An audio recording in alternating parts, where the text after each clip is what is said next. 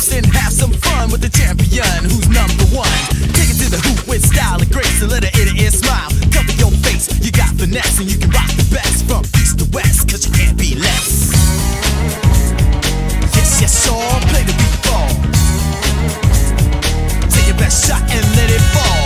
Get it together, play your part. A thrilling game is about to start. Make your selection, log it in. Let it begin and play to win.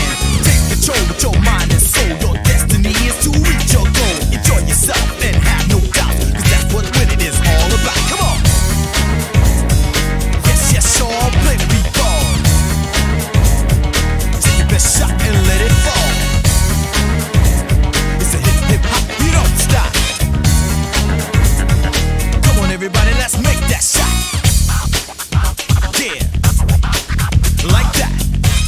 Okay, what's up everybody? Let's lower that music. This is Francisco, joined by my good buddies Andrew and Charles for Sports Goofs number 134. So this is titled Yes, Sports, because I think we're going to talk about sports today. It's not a guarantee. I have things planned out, but things can go off the rails because I wanted to start off with this question because it came to my head when I was having lunch today, guys. It has nothing to do with sports, of course. So I went to Publix today and had my lunch. You know, I'm damn it, Charles. This weight is not. I can't get out of the 180s right now. I'm 181, 180. It's harder than you think. Like I'm trying to pass through that threshold, and it's not happening. So I'm keeping. I have to exercise. It really has to happen. But work has not allowed me to do so. I've been super busy, and I just haven't had much chance to do much of anything really, which sucks for me. And you know, that's my thing. But whatever. I'm fighting the good fight, just trying to not go insane and just be like, forget it. I'm just gonna have Wendy's, which I had on Sunday. On Sunday I had Wendy's, the chicken sandwich again, the hot honey. Okay, I got myself a Dave's single alongside it as well, and I treated myself, Charles, on Sunday. So, but I want to pose this question to both of you guys. So my main meal today, my main course, was those ready-to-go takeaway sandwiches that they have on the aisle, in the deli aisle in Publix. Yeah. You guys know what I mean? Yep. And I want to pose this question. They're made in Publix. They're subs. Are they considered pub subs? Okay, so yes, but contingency here. Because I have two definitions for a pub sub. Mm-hmm. I have subs that you buy at Publix, and then we have what I believe is the synonymous word and meaning and sandwich of a pub sub, which is the chicken tender sub, which is what I had for lunch and dinner today, because I split in half. So you're correct, but there is some alterations towards it. Okay. Andrew, what do you think? I'm with Charles here. Technically, anything sold by Publix is a pub sub, but I tend to associate the pub sub with the chicken tender. Just the chicken tender sub, and not just the chicken tender sub. Everything else has a name. The ultimate's the ultimate. Really? The Italian's the Italian. Huh. People know what you mean. It's like, oh, I got the ultimate sub from Publix. But when I hear pub sub, I've never heard it in association with anything but the chicken tender sandwich. Really? That's how you guys... I always defined it as they're all pub subs in their own rights, and then you just go with like the chicken... you just describe which one you got. No. Whereas you guys go straight to default, which is the chicken tender sub. No, we just think that's what Doused they've in made themselves ketchup famous on. You know? Yeah, they've just made themselves famous on that one. I can only speak for me, I guess. I went on a date on Friday, and I mentioned my proficiency for putting ketchup on subs. I got a second date, though. So I didn't scare this person away. But he's a little different, but he's lovely. But it was... I had to explain myself. And I explained the whole situation and how you publicly outed me live and I was completely blindsided by the conversation. But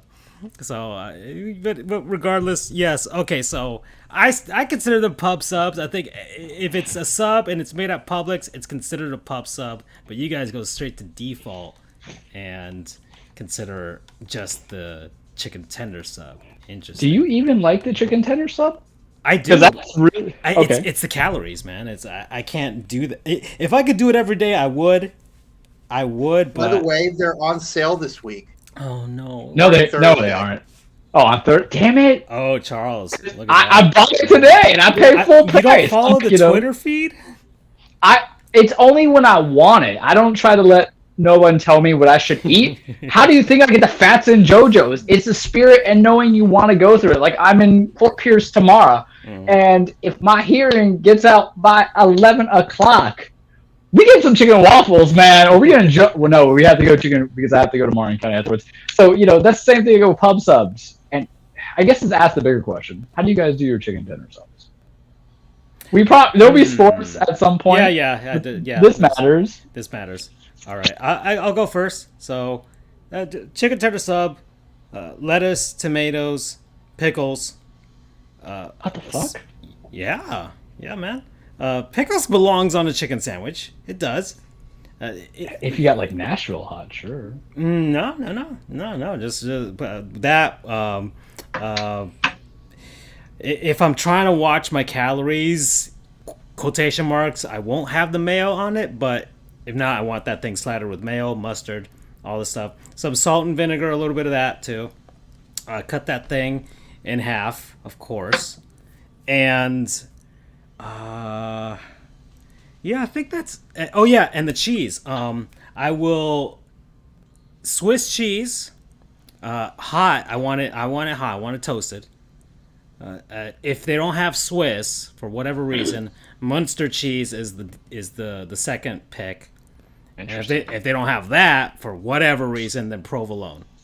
So that's how I have mine, and then I eat it like an animal afterwards, as Andrew can attest. Respectfully. All right, so this is mine, and this is what I had today. The cheese, I'll tell you now, it's whatever my mood in. I put pepper jack on it today, but I can go with Swiss, I can go with cheddar. But it's chicken, it's lettuce, tomatoes, it's the cheese, and I have it tossed in buffalo, and I have honey mustard on it. So I get a little zing with my zest. Oh. And I make sure it's pressed, not toasted. Because if it's toasted, then I think it makes the bread too hard for me. And I want a little bit of softness in the texture. Pressed, not toasted. Interesting. And if I'm either really happy in life or if I really need this because I would rather get hit by a bus for $1 more, I pay for bacon. And let me tell you something. The $1 bacon is straight up a game changer. I'm not even kidding. I can only implore people because there's something about that bacon that it's crispy and you still do not lose any of the salty preservatives in there. That I'm like, holy shit, this is some real stuff here. Andrew. I'm pretty simple. One thing I will note is as time has gone on, I've realized that I'm not a huge fan of the Publix method of putting the dress or the dressing or the sauce or whatever directly onto the bun. Yeah, gotta get that tossed. Because you don't really get the taste of it much. Preach. I'm what is it? I'm snapping my fingers in support of you on this. Because I love the chicken tender sub, but the other day I swung by Subway. I know blasphemy, as some people would say, and I realized, damn, I can actually taste the mayonnaise. Holy shit! Check that. You're not wrong. I can taste the mayonnaise. Now that I'm thinking about it. Andrew's the prophet. He's got some truth on this. It's almost like, the mayonnaise kind of just soaks into it and you don't really... Like at that point, just save the calories and don't get it. Mm-hmm. Or you could put ketchup on it, like me. That's true. But anyway, so my ideal chicken tender sub is mayonnaise is the dressing, lettuce, tomato, spinach. Depending on how I'm feeling any particular day, I'll put some onions on it. Cheese is cheddar. Okay. And pickles. Gotta have my pickles. Mm-hmm. Okay. Oh, and I get that like Parmesan cheese sprinkled on.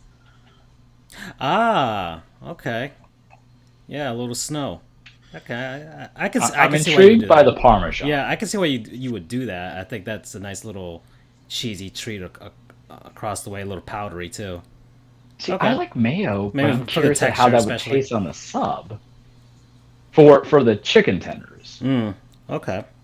Like, it's how some people get freaked out with mayo on a burger, but I'm like, no, mayo on a burger is perfectly. Yeah, it belongs there. Oh yeah, it's absolutely acceptable. But I never think thought mayo is outside the acceptable box in to do most that. instances. Really. But it's weird. I'll have mayo on my McChicken because, I think you're just kind of used to it, but it never registered to me. But I think I kind of want that now. And here's the problem with Publix subs going on sale. I've had them multiple times during a week. Like, work once gave me like a $25 gift card for like one of the holidays for Publix. Yeah. And when it was Pub Sub week, I was like, all right, I ate there like 3 times. That gave me lunch and dinner. I was like, this is fine. Yeah, no, Perfectly okay. I did an internship back in West Palm Beach, and for that whole summer, at one of the legal aids there, and there's a Publix next. It's downtown West Palm Beach. There's a Publix there, and that was basically me every day. I'm surprised I didn't gain a ton of weight just from that alone. But I was in my that was after year one, so I was still a relatively healthy young man back then. But yes, yeah. Like I said, if I could have pub subs every day, I would. But I mix in between those the little tinier sandwiches that they have ready made that aren't pub subs, like with the Kaiser bread and all that stuff. Or the multi-grain bread. I'm mixing and matching there. They got the fruits and vegetables that are in little packs. They're like 180 calories with little bits of cheese and stuff. So I've been doing that, and I've been. No, we'll save that for the non-sponsors. We'll save that for non-sponsors later on. And yeah, so that was one thing I want to come out the gate with was that question alone. And I mean, let us down a nice. And this is literally not for anybody who like Publix is what, Florida and maybe some parts of Georgia. Yeah. No, it's also up into North Carolina. Really? The Carolinas have it. Okay. All right. So you get a little bit southeast U.S. Whereas, so if you're not around there, then maybe we could talk about Wawa or something in the future. Listen, instead of coming to Florida for Disney and their hypocrisy, you can just come to Florida for pub subs and Universal. Mm-hmm. I just made your time better. Ooh. You don't want to see some young girl who wanted to go to Juilliard and instead of just sleeping with the producer decided to dress up as Mickey Mouse. Go support Universal and Publix. Okay, Disney is a child slave labor factory. Just saying. Come with that heat. With that heat. Yeah, it's only the beginning of the show, everybody. This is it. This is us. This is what we do. Do you notice that I'm not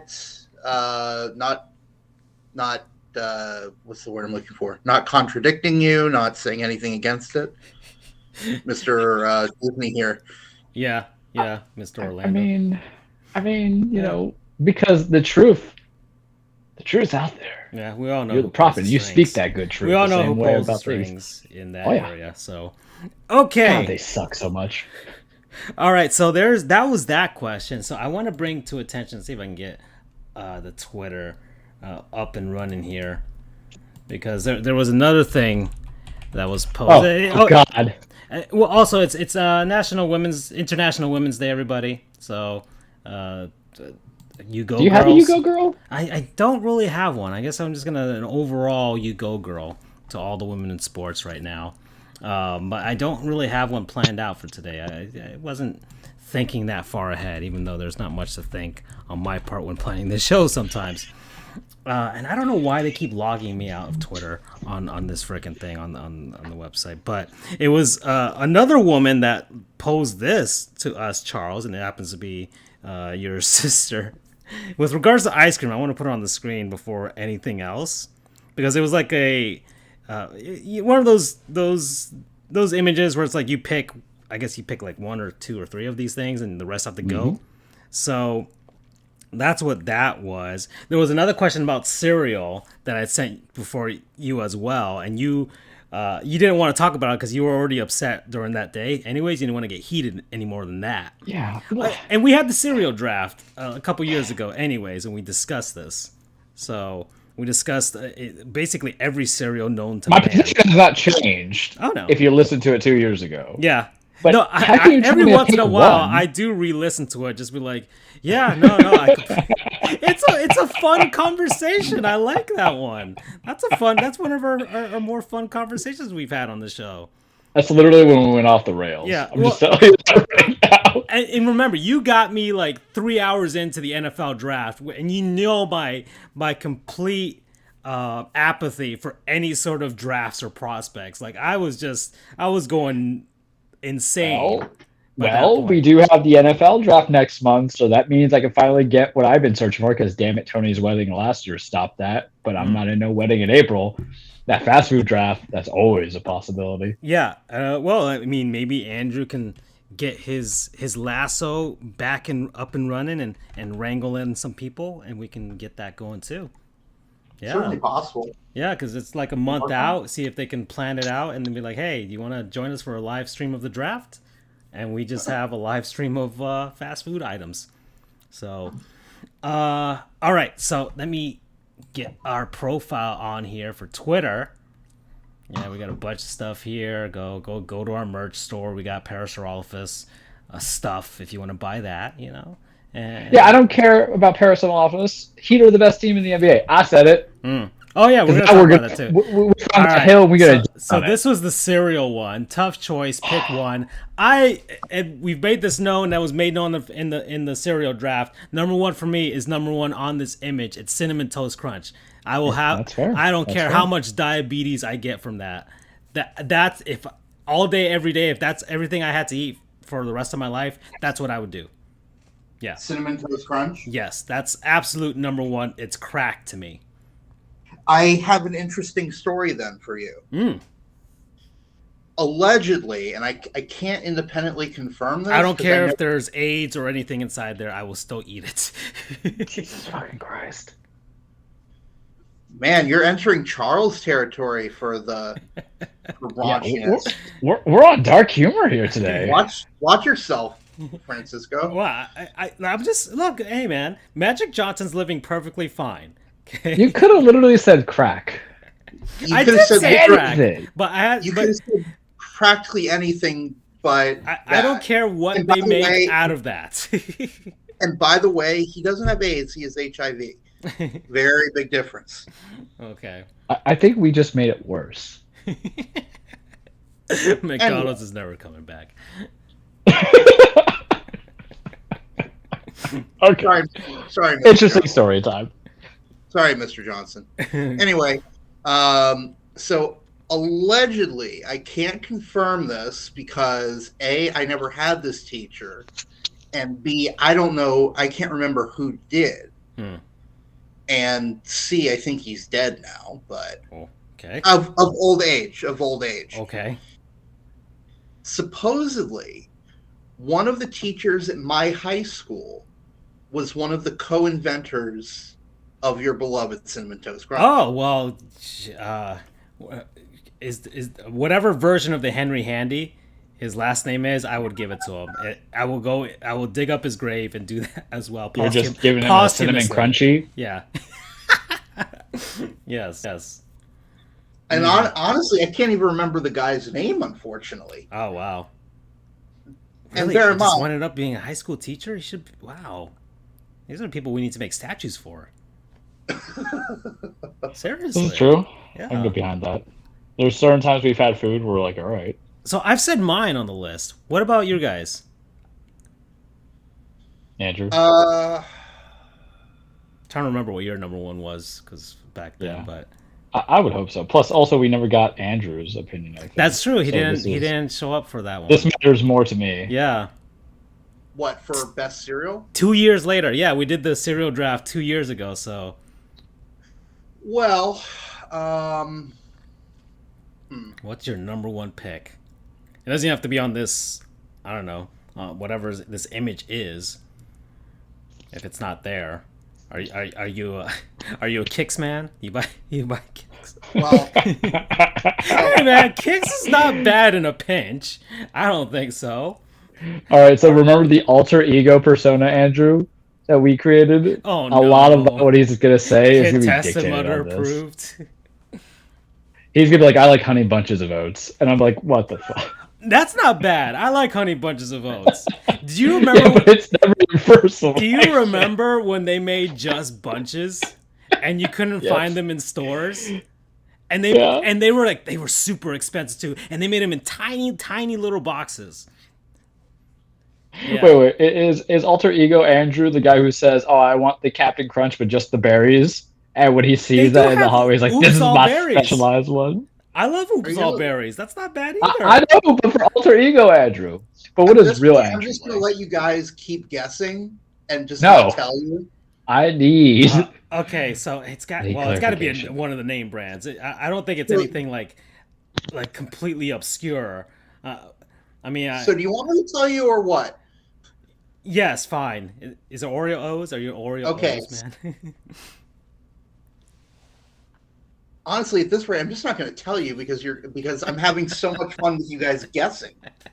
Oh, I'm just trying to Andrew's go the guy by who your... likes Cheerios, but he doesn't want the honey nut. No, He's like, Okay. "I'm gonna fight my No. cholesterol." No. All it can't be that much. Gentlemen, settle down. Mm. I unfortunately Don't do a 1A, 1B. You pick a side. Yeah, we picked a side. It was very hard in the cereal draft. Francisco and I really went No. systematic on it. Yeah. Let me say this. So I used to be a fan of Captain Crunch. Mm-hmm. As a matter of fact, speaking of cereal, there was a group of us in my elementary, middle, and high school that we all grew up together, where we all had breakfast cereal nicknames. Mine was Captain Crunch. There was a Waffles. Okay. So yes, Captain Crunch used to be my go-to. But as I've gotten on in age, whenever I have peanut butter Captain Crunch, let me specify peanut butter Captain Crunch, it hurts the roof of my mouth. Oh god.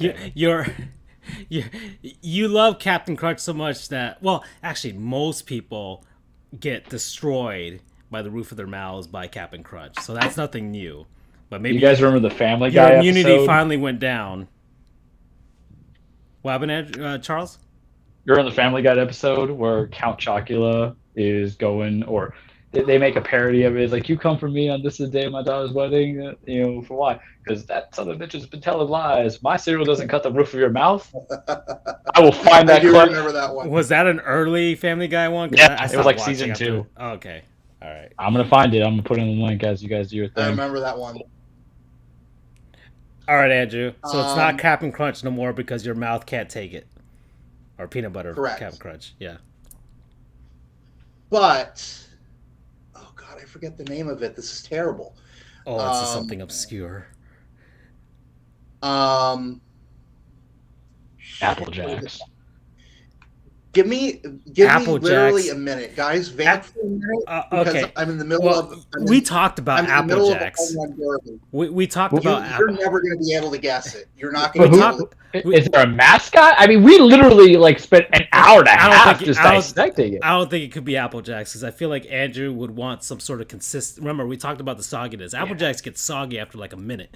So Can't be Golden Grams, right? Gotta have my pops. If I don't see him as a pop guy. uh, I know who alter ego Andrew would do. It's gotta be honey. Raisin, Special K. oh, Raisin Bran.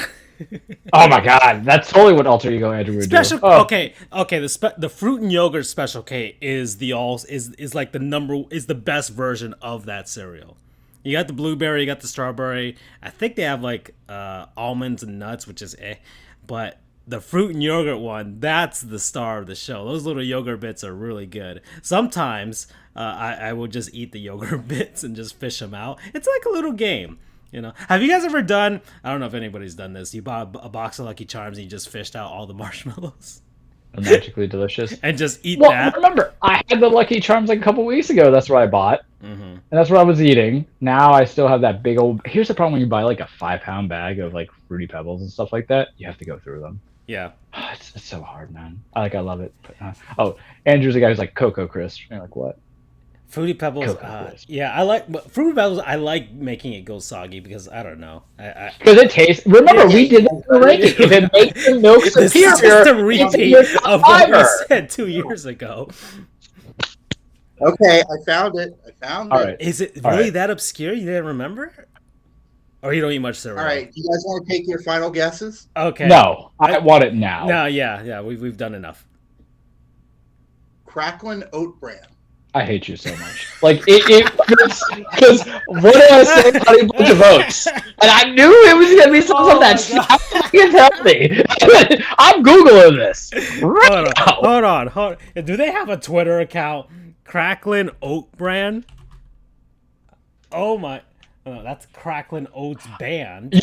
You're yanking the chain. You are yanking the chain.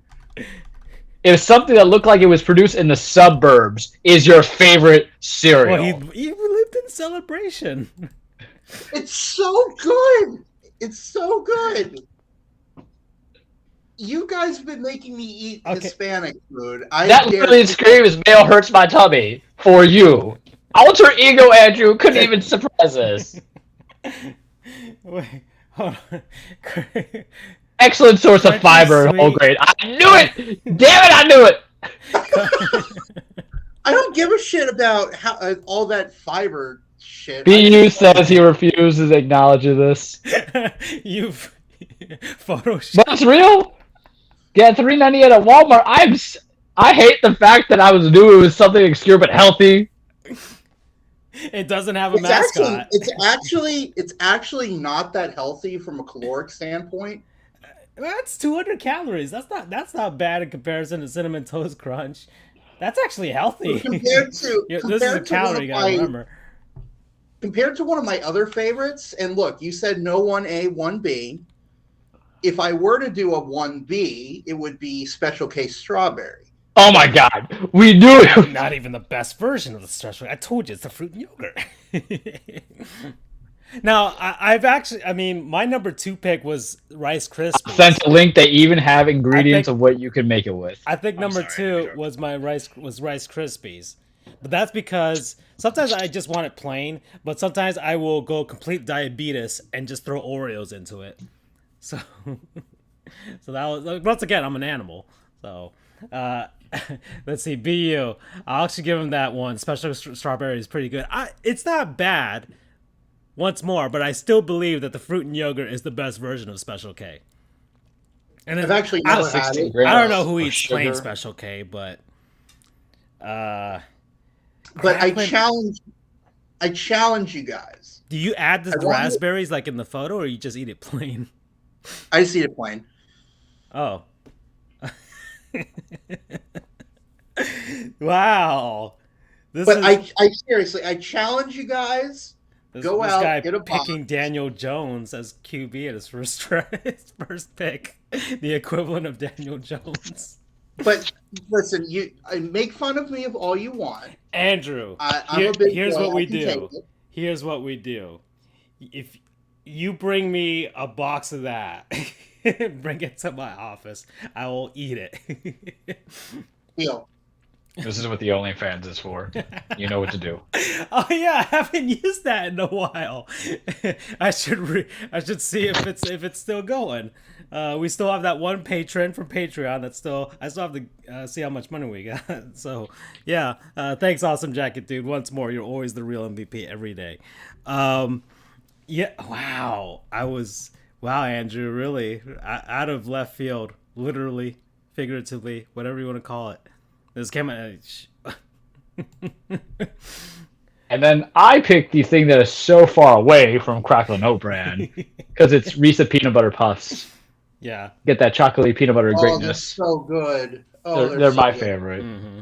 They make the milk taste better. That is and you know what? The aftertaste is kind of funky, Yeah. but it's not like the worst kind of aftertaste. Sometimes that's what I get with like other cereals, so it loses a point. But the consistency and the texture of Yeah. what they make the milk into, like I'll just be like Oliver Twist. I I'll mean, just and soak that remember, up. we went through all of these measurements for why we picked what we picked. It was texture, it was the sogginess, how quickly it becomes soggy. It was consistency, buoyancy, and also what it turns the milk into. Heck, there's plenty of places that they sell cinnamon infused milk, and how can you not pick Cinnamon Toast Crunch? In my opinion, of course. I'm not a crackling oat brand man. I mean, I fully accept all of the. What is the aftertaste shit for this, talking. Andrew? Like, There's is coconut in there. coconut? Yeah. There's coconut in this? Yeah, Oh, interesting. I read the ingredients. Oh, okay. So it says crunchy, sweet, oven baked. So, yeah, bring a box over to me, Andrew, and I'll give it a shot. It's not bad calorie wise. I can have it. I wouldn't expect you guys to understand, but my point is, and by the way, I don't really eat cereal that much, to be honest. Not many people do. I mean, I think lately people haven't been eating as much of it, and I haven't really. If I have cereal in the room, it's very hard for me not to eat it. So that's why I can't have it around all the time. But the irony is, as much as I absolutely love sweet things, cereal can be too sweet for me, and a lot of the so-called cereal, like, as much as I like, come on, Oreo cereal, like, It's what? fine. It's okay. fine. It's not like Oreos. I literally throw Oreos into Rice Krispies. Oh God, that is just fantastic gruel for sure. It's kind of like also like the Pop-Tart cereals, which I took it so you guys didn't have to. It's fine. I remember that. That was a while ago. Yeah. It's hard being the hero of the day, I tell you. I'm not going to go as far to try Crackle and Oat brand, but if you give me like a small packet, maybe. I don't hate healthy things. I'm just here for a good time, not a long time. So, All right. I don't think BU was there when we did the cereal draft a while ago, but if he wants to chime in on what his favorite cereal is, then you just post it up and we'll have an opinion on it most likely. Okay, so that was man, I didn't even get to the ice cream bit. And that was just the cereal part. We didn't even get through it. So hold on, I'm trying to find your sister's tweet. Let me see if I can find it. I think it was in the mentions or whatever. I just posted a bunch of stuff here. All right, I found it, so I'll just read it to you. Yeah. What's the greatest of all time? It's either vanilla, chocolate, strawberry, mint chocolate chip, cookie dough, cookies and cream, butter pecan, Rocky Road, pralines and cream. Her opinion is pralines and cream. Oh, here we go. Here it is. Yeah, I found it. There we go. I think I'm going to abandon her as a sibling. Ice cream. Ooh. Oh, yeah, I had one of the I think we've discussed this previously as well, probably. Most likely. But I believe I sort of went on the fence and chose a Neapolitan. Yes, and I remember I said you pussed out. Yeah, I did. If I had to, man, cookie dough versus cookies and cream, those would probably be the two that I'm fighting right now. I went cookies. Like, I like throwing Oreos into things. I think cookie Oreos dough has make everything a better. worse texture. in my opinion, versus cookies and cream. I don't mind pralines and cream, but praline's better just on its own level. B uses Lucky Charms, by the way. They are magically delicious. Yes. Yes. Okay. Good. That's a good number one overall pick. I think we put that in agreement of like in the bottom top 5, if memory serves me right. Yeah, I don't think anybody's not a fan of Lucky Charms. So, and I think I discussed back then that they do sell off-brand marshmallows if you want to buy them like by the pound on Amazon.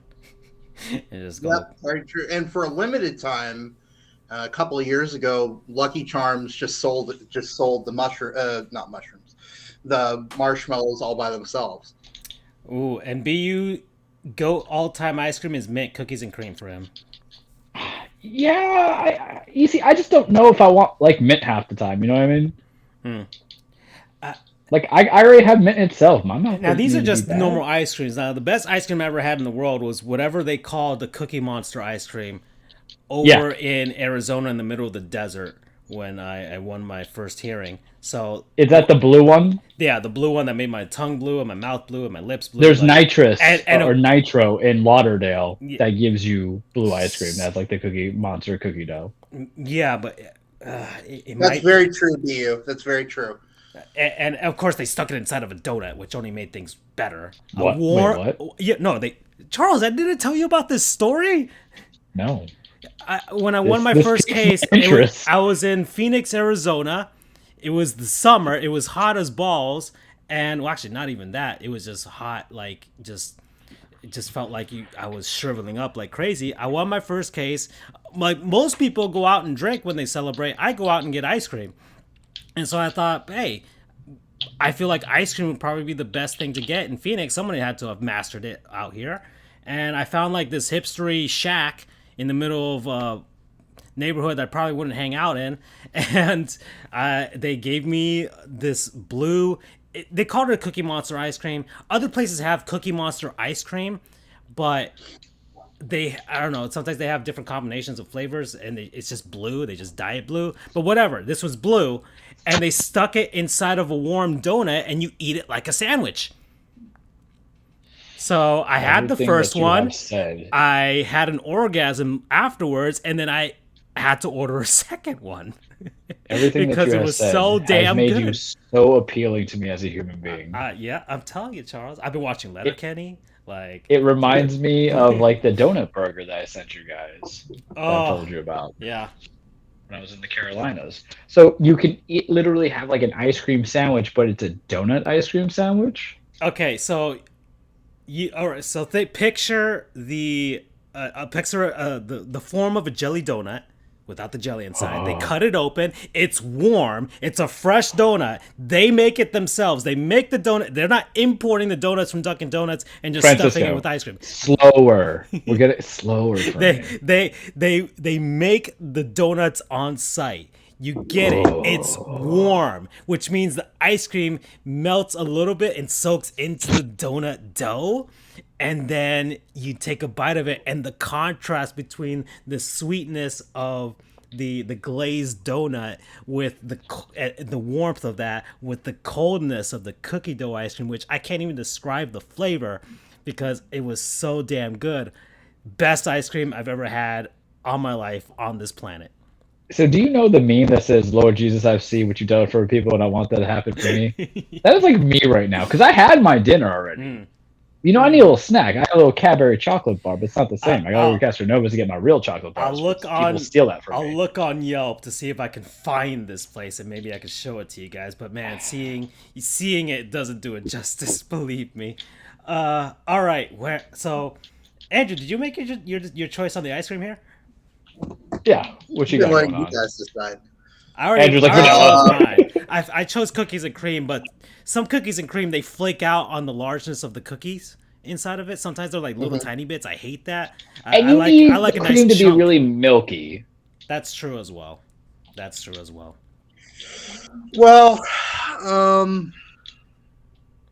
this is a sports show, everyone. Yeah. Look, Bobby Flay. We're just trying to catch up to you, dog. Yeah.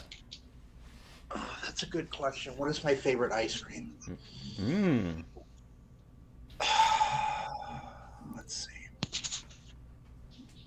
on this list that's up here, or you can give us a story of your most favorite ice cream that you ever had on this planet. Hold on, let me see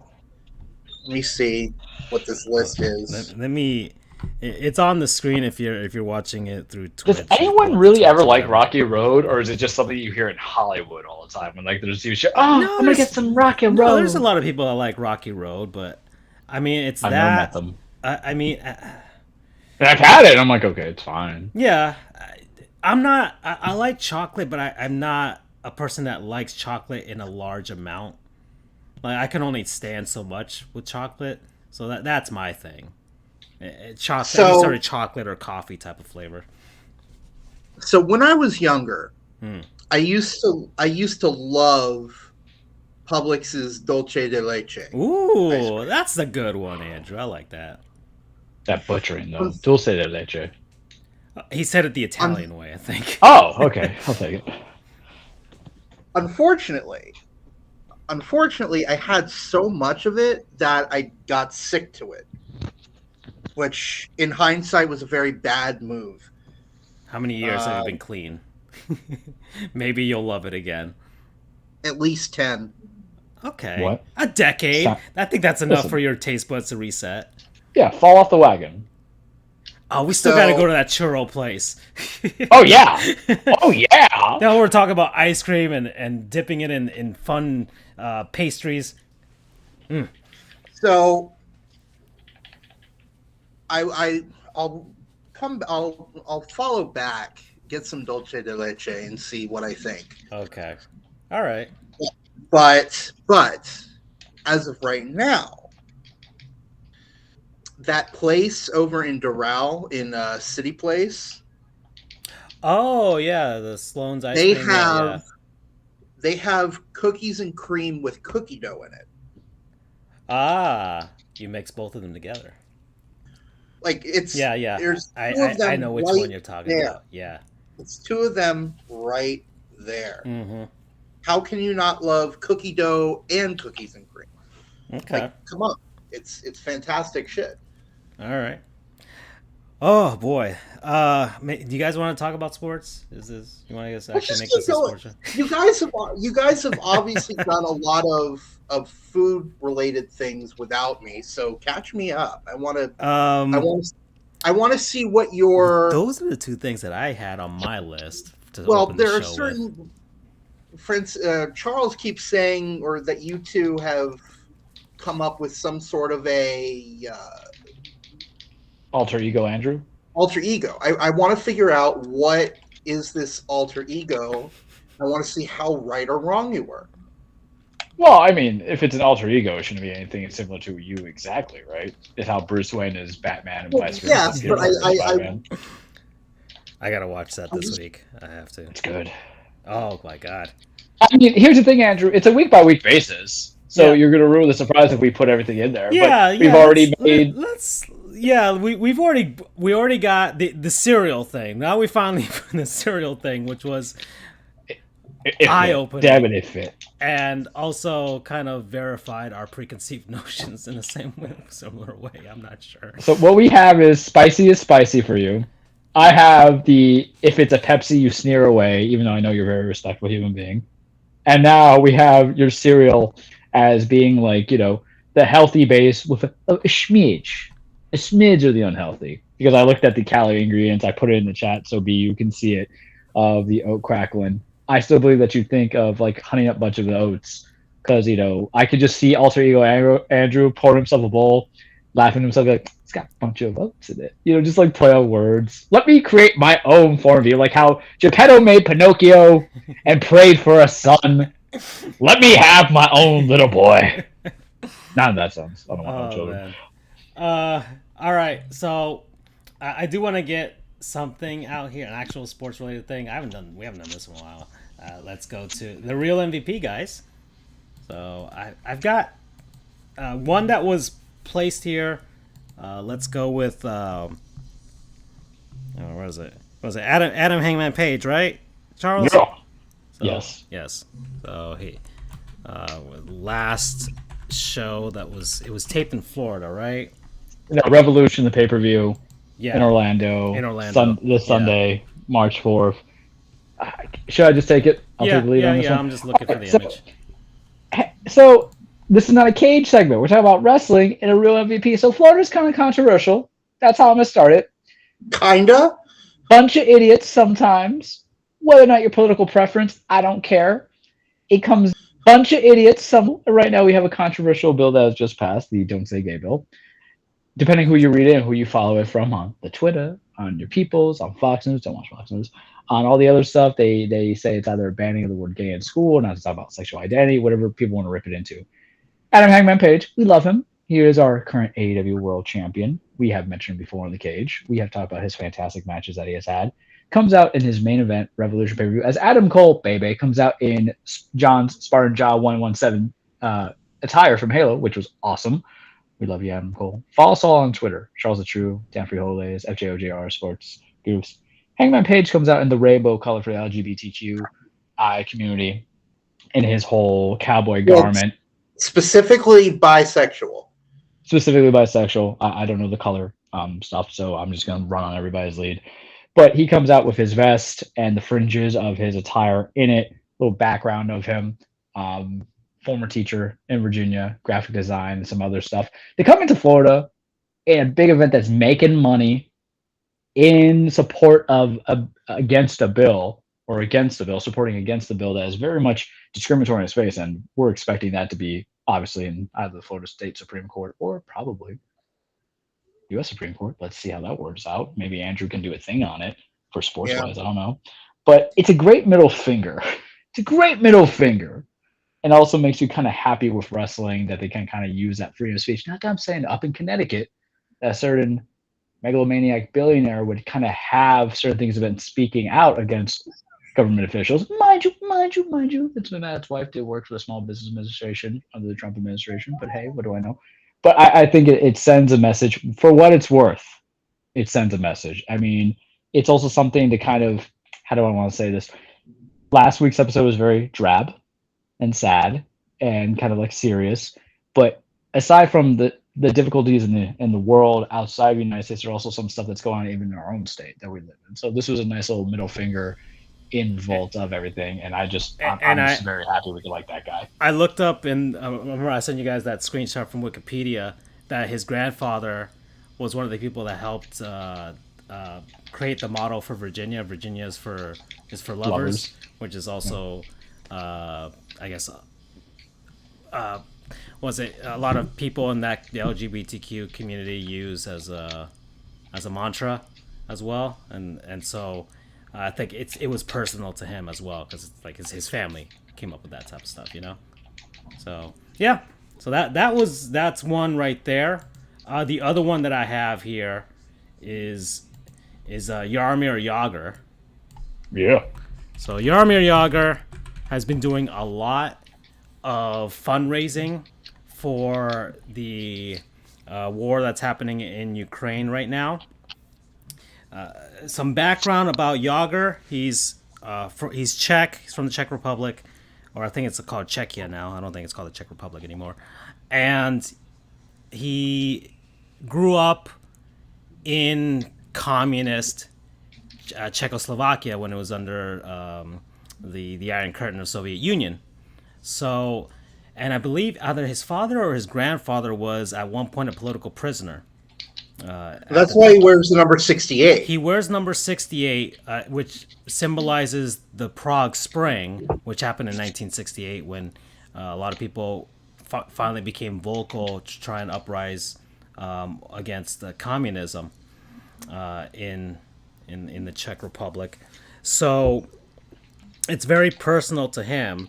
I think a lot of people don't realize, and I'm going to go into this. I do this for a living, so go into this is that most people, I believe, on this earth are still alive. The Soviet Union fell in 1994.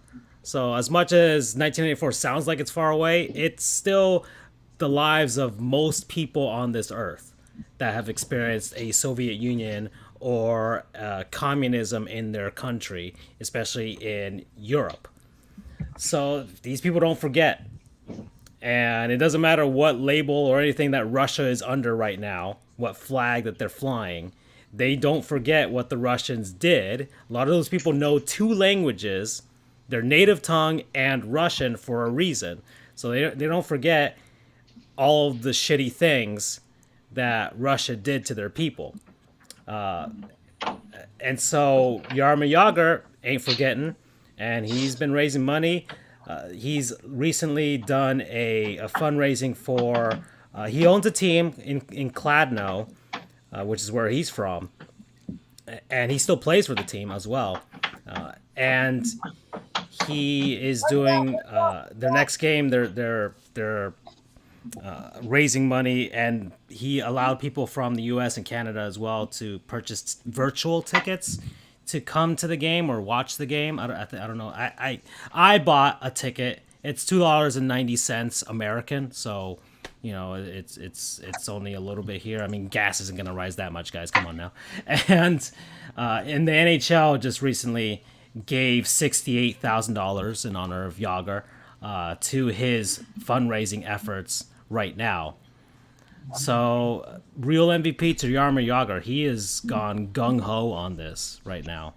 So, yeah, there you go.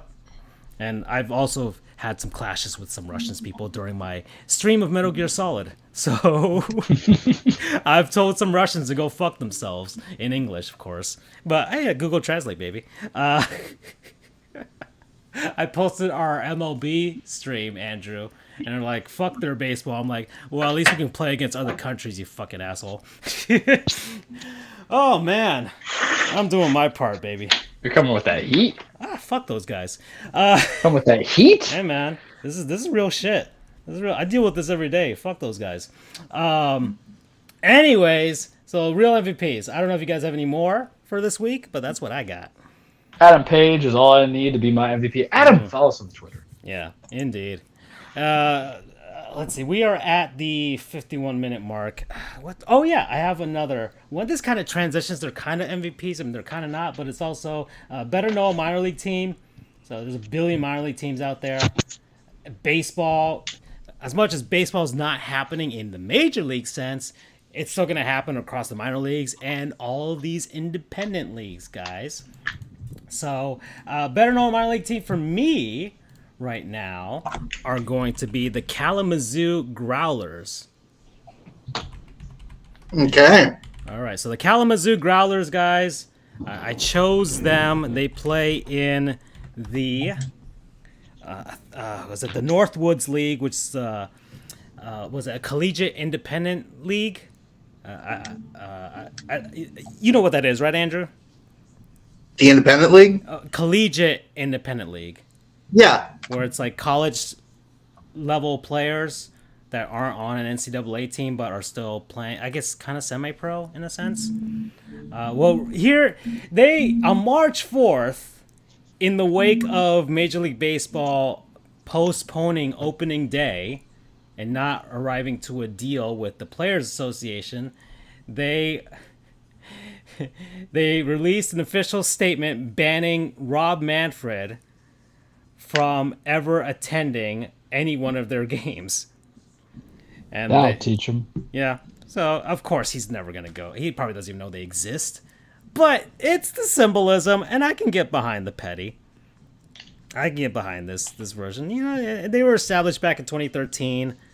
They are they've only produced one major league player, John Schreiber, who was a pitcher that pitched for the Tigers and last season was with the Red Sox for a few games. And they're called actually, Francisco, BU correctly pointed out that the CIL is actually a collegiate summer league. Ah, okay. It's a wood ball league for kind of the top echelon of players. Okay. All right. Yeah. That's kind of, I didn't really go into. I know these leagues exist, especially in the wake of Major League Baseball cutting so many minor league teams. A lot of them have had to pivot to either some form of an independent league in some sort of way, and I think some have have also joined these summer leagues as well with college level players. But this team, yeah, they produced one pitcher so far. And the growler has two meanings. One is because their mascot is a black bear, because there's black bears in the area. And also, a 64-ounce container of beer is called a growler. And their mascot wears number 64 to symbolize this as well. So I mean, they're pretty chill. This is like keggy. That's all I'm going on. yeah. And they play at Homer Stryker Field out in Kalamazoo. It was built in 1963. Holds 4,000 people. And I guess the only real notable thing is that they have home plate on the northeast end of the field, where normally home plate is on the westernmost end, so that when the sun is setting, you don't get the sun in your eyes. So your back is faced behind the sun rather than facing it. I think SB Nation put out a really informative video as to why Major League Baseball has done that. I believe there's very few fields out, especially, baseball's only really not played in many countries, but pretty much all of them have it so that the batter's not facing the sun when it's setting. But I think there's a few fields, maybe 2 or 3 or 4, I don't know, that have it that way. I think there's a minor league team. As someone who played right field a lot in Little League, I hated it because the sun was right in my eyes. Yeah, Little League field, Little League and rec fields, because they have like the 4 fields all right next to each other in a circle, and you can't avoid it if it happened to be in the wrong one. And there's a team out in, I forgot where it was, but they mentioned in the SB Nation video, or Secret Base, whatever you want to call it, where they are called the Suns, and they have a sun delay, which lasts about like half an hour, and they have to wait till the sun goes down for them to resume the game. So that's aside from that. Yeah, Kalamazoo Growlers, that's who I've got as the minor league team today. And then one more actual sports thing that I looked up, because it was another Secret Base SB Nation video that got me like going, like, whoa, this is cool and interesting. I have Player Remember to Forget, and this one is Danny Ainge, guys. Ugh. We can never forget him as a GM. All right, so I'm trying to freaking reset this. Here we go. All right, so Danny Ainge, but not in the context that you guys are thinking of.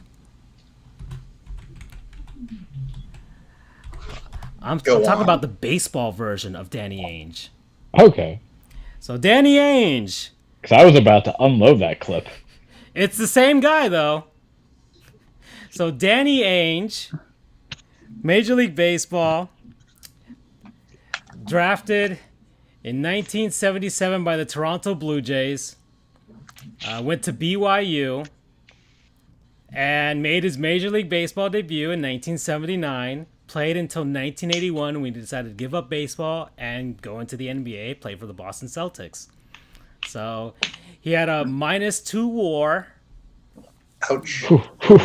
665 at-bats, 146 hits, 2 home runs, a .220 batting average, scored 57 runs, 37 RBI, 12 stolen bases, a .264 on-base percentage, .269 nice slugging, a .533 OPS, and an OPS plus of 47.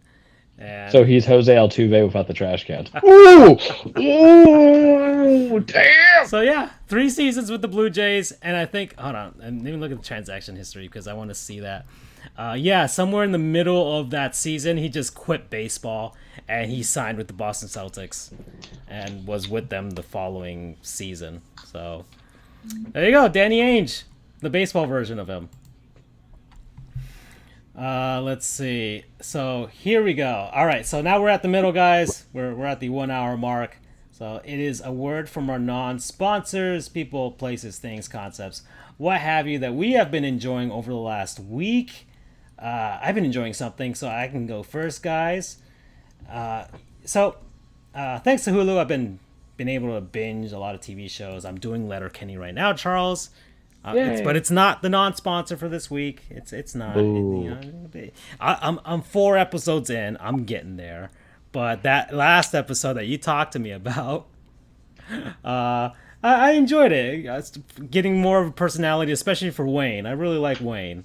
I like the Canadianness of it as well. I get all of the hockey references. Those 2 hockey guys. Oh, Jonesy and Riley. Yeah. I still don't know all the names of everybody, but You don't know until season 8, really. yeah. And But I just know that saying something. they're the hockey guys. I mean, what? It's the Hicks, the Skids, Hicks, the Skids, the and the hockey guys, and the Christians. So that's it's an easy way to remember the groups. But yeah, I've been enjoying it lately. But it is a different show that I'm going to talk about that I completely binged. I finished it in about a week and a half, all of the episodes. I'm trying to figure out how I'm going to reset this damn thing. What is? Oh yeah, here we go. It is Baskets. Is that the? So Baskets. Doesn't it have Zach It was on Galifianakis? FX. Yes, with Zach Galifianakis and Louis Anderson. Those are the 2 most notable guys. Rest in peace, Louis Anderson, by the way. If you've never heard of stand-up, hilarious. He's hilarious. Rest in peace, sir. Yeah. Of course, hosted Family Feud as well. So Baskets, Zach Galifianakis. He is a guy who went to clowning school in France and couldn't cut it there, especially because he didn't know French. Then he moves back to Bakersfield, California to live with his, for the most part, live with his mom, who was played by Louis Anderson. And he has a twin brother who, of course, Galifianakis also plays because he doesn't have an actual twin. And it's just about him and his family. My favorite character is Louis Anderson's character, his mom, Christine. And it's 4 seasons long. It's 40 episodes. It was written by, I forgot who one guy was. It's also Zach Galifianakis helped create it as well. And Louis C.K. also was one of the creators of the show. So there's a lot of comedy behind it. It's comedy, but in, I guess, the classical sense, which I guess makes sense because he's a clown, or I guess that's how they say it in France. And it's supposed to be funny, but in the sad way. I don't know if you guys know that type of humor, but it's that type of humor. You mean Everyday Life for Charles? Yeah, basically, in that sort of version of comedy. So 4 seasons. I think it's a well-written show. It ends in a, I guess, I don't know if it's because they didn't want to make more episodes, or they were telling them, hey, we're not going to renew, so they just found a way to end the show. But I think it ended well enough. I think But it's worth. FX kind of does that though, where they'll just kind of like put a Some shows just limitation. need to end, and you just don't need to, it doesn't have to last 14 seasons unless you're really good, like Always Sunny, in which keep making more. But no, Look, they're in Ireland in season 15, man. I think if you're gonna watch this for Louis Anderson's character, and he won an Emmy for this. He won an Emmy for playing Christine in this show. So, yeah. Promo code Costco. Because I'm assuming there's a feeling to it. Yeah. Costco is mentioned in pretty much every episode of the show, along with Arby's. So there you go. How do we feel about Arby's? Let's table that to after the show, but not after the show, but after the things, because I feel like we get wacky. Oh, we could even say that for the fast food draft. Okay, so that's mine. Who wants to go next? I'll go next. So my non-sponsor is going to be, well, I shouldn't say Disney because fuck Disney. Yeah, But- screw you. Ooh, But blasphemy from an Orlando. And screw the city or whatever of Orlando. Whatever you're gonna call him. Orlandon. the okay, it's Hercules. It's the movie Hercules. Yay! I'll be honest, I liked it. It's not my favorite Disney movie. It's not my favorite of the Disney animation movies. but it is very good. I liked it quite a lot. Um, Yeah. I'm Charles. Are you like gasping or something? No, I'm just No. getting a Kleenex for these tears of joy. Because at least somebody listens to my movie recommendations. I'm never watching The Sandlot. Why not? It's I also not got even for backlash me. on the date for that one too. You know who doesn't watch Sandlot? Putin. You wanna be that guy? You wanna be that guy? Hades Yeah. doesn't watch Here you are Sandlot. last week talking about how Hades doesn't terrible watch everything Sandlot. is. You know. So, You know, but Sandlot, anyway, Franklin Delano Hercules, Roosevelt. but yeah, Hercules. Not my favorite of the Disney animations. That would probably have to go to Lilo and Stitch if I had to be honest. Really? That's your number one of the Disney Renaissance era? Well, Was here's that the thing: is that considered Disney Renaissance? I'm not sure. it's It was just kind after, of a standalone, right? What happened? it's just after the Renaissance, but I would argue that it should be considered a part of the Renaissance. It's like It's the not a last. bad movie. I liked it. I saw it in theaters. I like Lilo and Stitch. It's like it's like the last gasp of the Renaissance. I'd put Lilo and Stitch up against any of the Renaissance movies. Ohana means family. Exactly. So anyway, Hercules, very good. Alan Menken, you're a genius. Yeah, it's got Danny DeVito. Danny DeVito, very good. Michael Bolton sings the main theme. The chorus was amazing, and not like chorus of a song. That's the the ladies. Yeah. The Muses. Yeah, the music. Yeah, I'm trying to bust out here to hype up this man's non-sponsor even more so, but I was jamming to Meg's I Won't Say I'm in Love because that's like a top 5 underrated Disney song. I would concur. That's a very good song. Although I will say, in terms of like, it's obviously rated because it got an Oscar nomination, but lost to My Heart Will Go On, which. Yeah, listen, that's a baller. That's a banger right there. But Go the Distance. Oh, that's a good song. Michael Bolton. That's a really good song. Yeah. I can't stop listening to it. You know what's funny to watch on Netflix? Michael Bolton's Sexy Valentine special. Mm-hmm. Watch it, please watch it. It's hilarious. Ladies, we swear we know he's weird for liking Michael Bolton and putting the ketchup on, but he's a This good is guy. not Office Space where that guy hate Michael Bolton. Because a fantastic quote, by the way, from Office Space. Why don't you just change your name? Why should I change my name? He's the one who sucks. But yeah, Hercules. I like Hercules. I like it. And listen, I know that I said, listen, I like it a lot. Any of the Disney Renaissance movies are fantastic. I'm just saying it's not my favorite of them. But I don't want. I want to make that abundantly clear. Well, what's the favorite? Because now I feel like. Well, he said. Okay. Okay, Let's say yeah, Lilo and Stitch is not considered that because I think it was like made 2000 or 2001 or something like that. 2002. Oh, okay. So 1990, like Little Mermaid, I think was like the first one to. 89 was Little Mermaid. Yeah. Yeah, and then what was the last one of those? Tarzan. Oh, okay, yeah. So what was it Little Mermaid, Beauty and the Beast? It's tough. Lion King, Tarzan, because Hercules, Pocahontas. Am I missing one? Mulan. Aladdin. So, listen. So, first, the soundtrack. My favorite soundtrack is Tarzan. Phil Collins is a genius. Enough said. I need to say no more. Trash. South Park got mad at that one.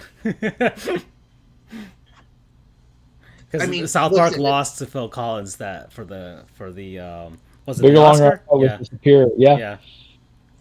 But come on, you got to admit. Oh no, it's good. It's good. No, of course. I have no Tarzan music in my top 10 Disney music. Ryu. Okay. Not at all. Wow, But that's a hot take there. what? You'll But be my heart. Fine. Let's just kill the gorilla. Fine. Whatever. It's been done. Yeah. All right. Okay, so that's your soundtrack, but what's the film? although actually now that I'm thinking about it, it just has like two really good songs, but the rest are kind of forgettable. Thank you. All right. So that's how you evaluate it. I'm really passionate about this. Apparently, I don't know why, as I hate Disney. It has But the I love Son of lists, you guys. Man, I You'll Be in love My- lists. Mm-hmm. it's it's got Son of Man, You'll Be in My Heart. Like it's got two songs that are pulling the weight of the rest of that soundtrack. But anyway, I'll get to my final point. If I had to choose a Renaissance movie that was my favorite, it would be Aladdin. Oh, goddamn right you do. Yeah. Yeah. Yeah. Yeah. I fucking wore out that VHS when I was a kid. Mhm. And actually, Pound funny for pound. story. Yeah. Funny story. And by the way, Robin Williams, enough said.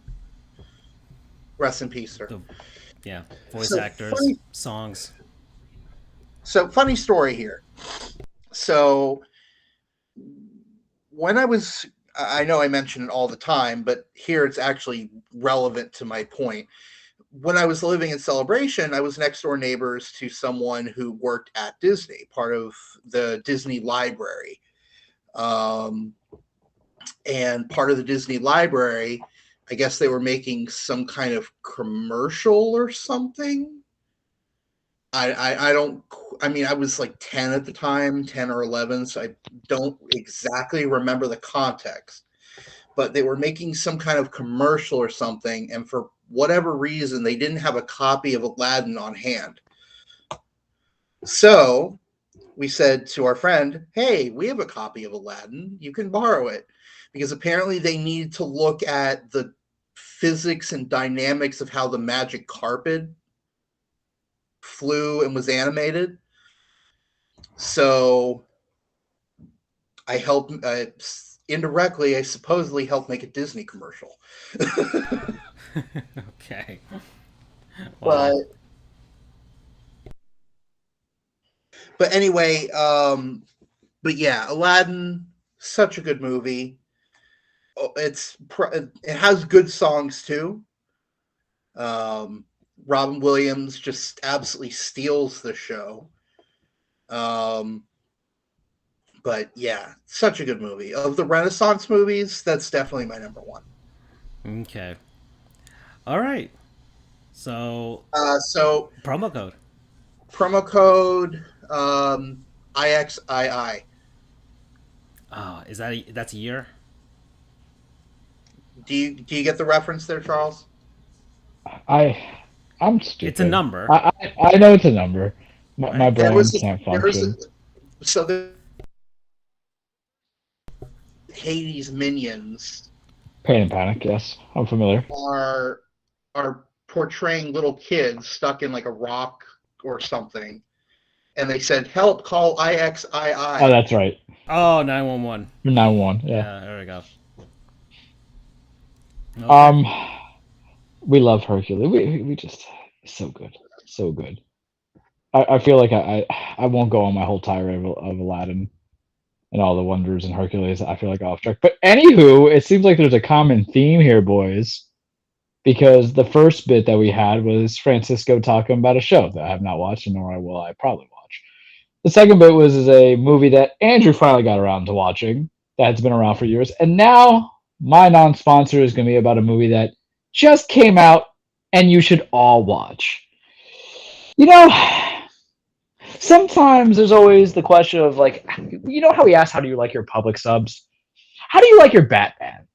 Do you want your Batman to be groovy and weird and off kilter with a utility belt for everything like Adam West? Do you want your Batman to really kind of be a wallflower like Michael Keaton? I know, sacrilegious. Come at me. Do you want your Batman just to be kind of overshadowed by great villains such as Tommy Lee Jones and Jim Carrey, like Val Kilmer was in Batman Forever? Do you want your Batman to have nipples like George Clooney did in Batman and Robin, and also just not be cool at all and more loved by Chris O'Donnell, who played Robin. That movie was a total mess, but it's a guilty pleasure. Arnold Schwarzenegger tries so hard. The dinosaurs? The Ice Age! Everybody chill. Do you want your Batman to be highly intelligent and kind of have a gruff voice like this? Then you love Christian Bale. Do you want your Batman to be just bastardized because it seems like Scott Snyder, not Scott Snyder, who he actually writes for Batman, Zack Snyder. Scott Snyder did Court of Owls. Go read his stuff. Zack Snyder just basically read like one Frank Miller movie. Like, we're gonna make everything based off of that, and you hate it because his Bruce Wayne's kind of stupid and his Batman's a jock. Well, you don't have one to do it anymore. Thing from that era, and it was the fight scene where Batman goes to save Superman's mom. Yeah, Martha. Yeah, look, the action scenes of the movie are fine, but sometimes you don't want to pay money for something that could be YouTube clips. Batman v Superman. Oof, that was time I'm not getting back. Sonic v Knuckles coming up next month. Yeah. Oof. Oh. Blue Justice. Yeah. Going against Red Herring. Yeah. But then this weekend, Batman came out, The Batman, by Matt Reeves, who did Planet of the Apes. Never saw any of them. It was law school movies, and when I get caught up into it, Robert Pattinson, Twilight, Cedric Diggory in Harry Potter, Tenet, he was in Tenet. I forgot the name of his character. Granted, I don't know anyone's name in that damn movie. It's still a trippy movie. He's in it. Paul Dano. We love Paul Dano. Watch There Will Be Blood. He is fantastic in it. He's the Riddler. Different taste of it. Zoe Kravitz. We love Zoe Kravitz. She's Catwoman, or soon to be Catwoman. Colin Farrell. He's the Penguin.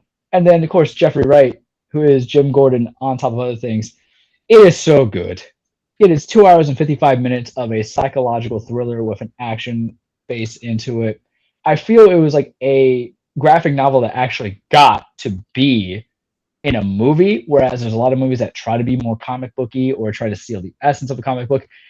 It was a good original story and an amalgamation of ideas. It wasn't just trying to do things for just the audience's sake, such as a certain movie that came out in December that for some reason I got crapped on because I said it was a soft 8 or a weak 8. It wasn't trying to play off my nostalgia. It was respecting certain things and making its own things and realizing, because there were some people who were like, oh, the Riddler don't look like the Riddler. Have you seen the Riddler? The man has a bowler hat and a question mark cane, and he goes around and says, riddle me this. I am totally for Matt Reeves' like very psychotic portrayal of the Riddler in this movie.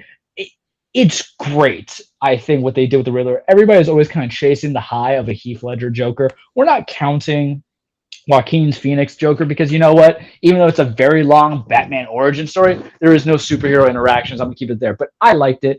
It's maybe a little bit too long for its own good, but by no means is it terrible. Some of the things can be done at Act 2. You know who's in this movie that I was like, oh, crap, he's in this movie? John Turturro's in this movie. And he plays an excellent mobster, Carmine Falcone. I love the fact that we got John Turturro. The guy's in Oberle Wardau. He's in The Big Lebowski. He's the guy who licks the ball. Jesus. No one messes with the Jesus? No, just me. Okay.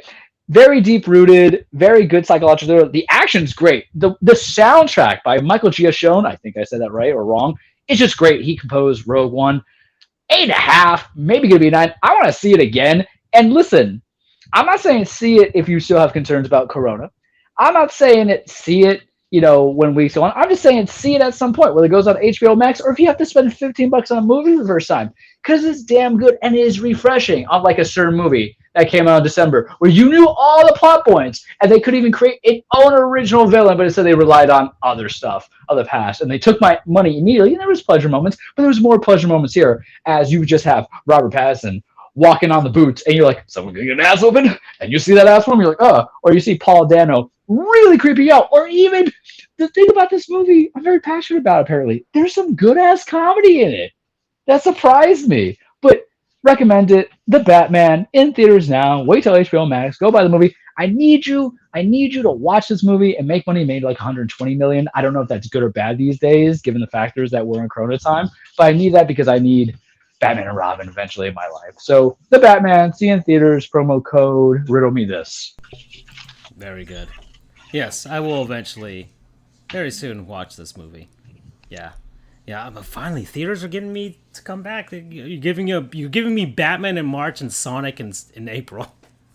I think I've only been to like three movies since Corona, and part of it was like obligatory. Like I could live without seeing No Way Home, and Venom was just fun because no one was in that theater anyway. Yeah. But this was definitely here to be there. And then Sonic and Knuckles, I think, is going to be on, or Sonic 2 is going to be on Paramount Plus, so I'm just going to watch it there. Oh no, I was there for Scream. Scream 5 was really good. Did I non-sponsor them? That's a No, shout out to them. I think no, I you did. didn't. I don't think you did. Oh, it was very good. I think it was on my mind. I forgot. Yeah. Very good. Okay. The Batman, 8.5. Ooh. Okay. And stop comparing it to The Dark Knight. Let things enjoy. You don't compare your children unless one's like a drug addict murderer versus a good child. Get over it. This is Earth 2 Batman. Come on. Okay. All right. So I guess we could talk about sports.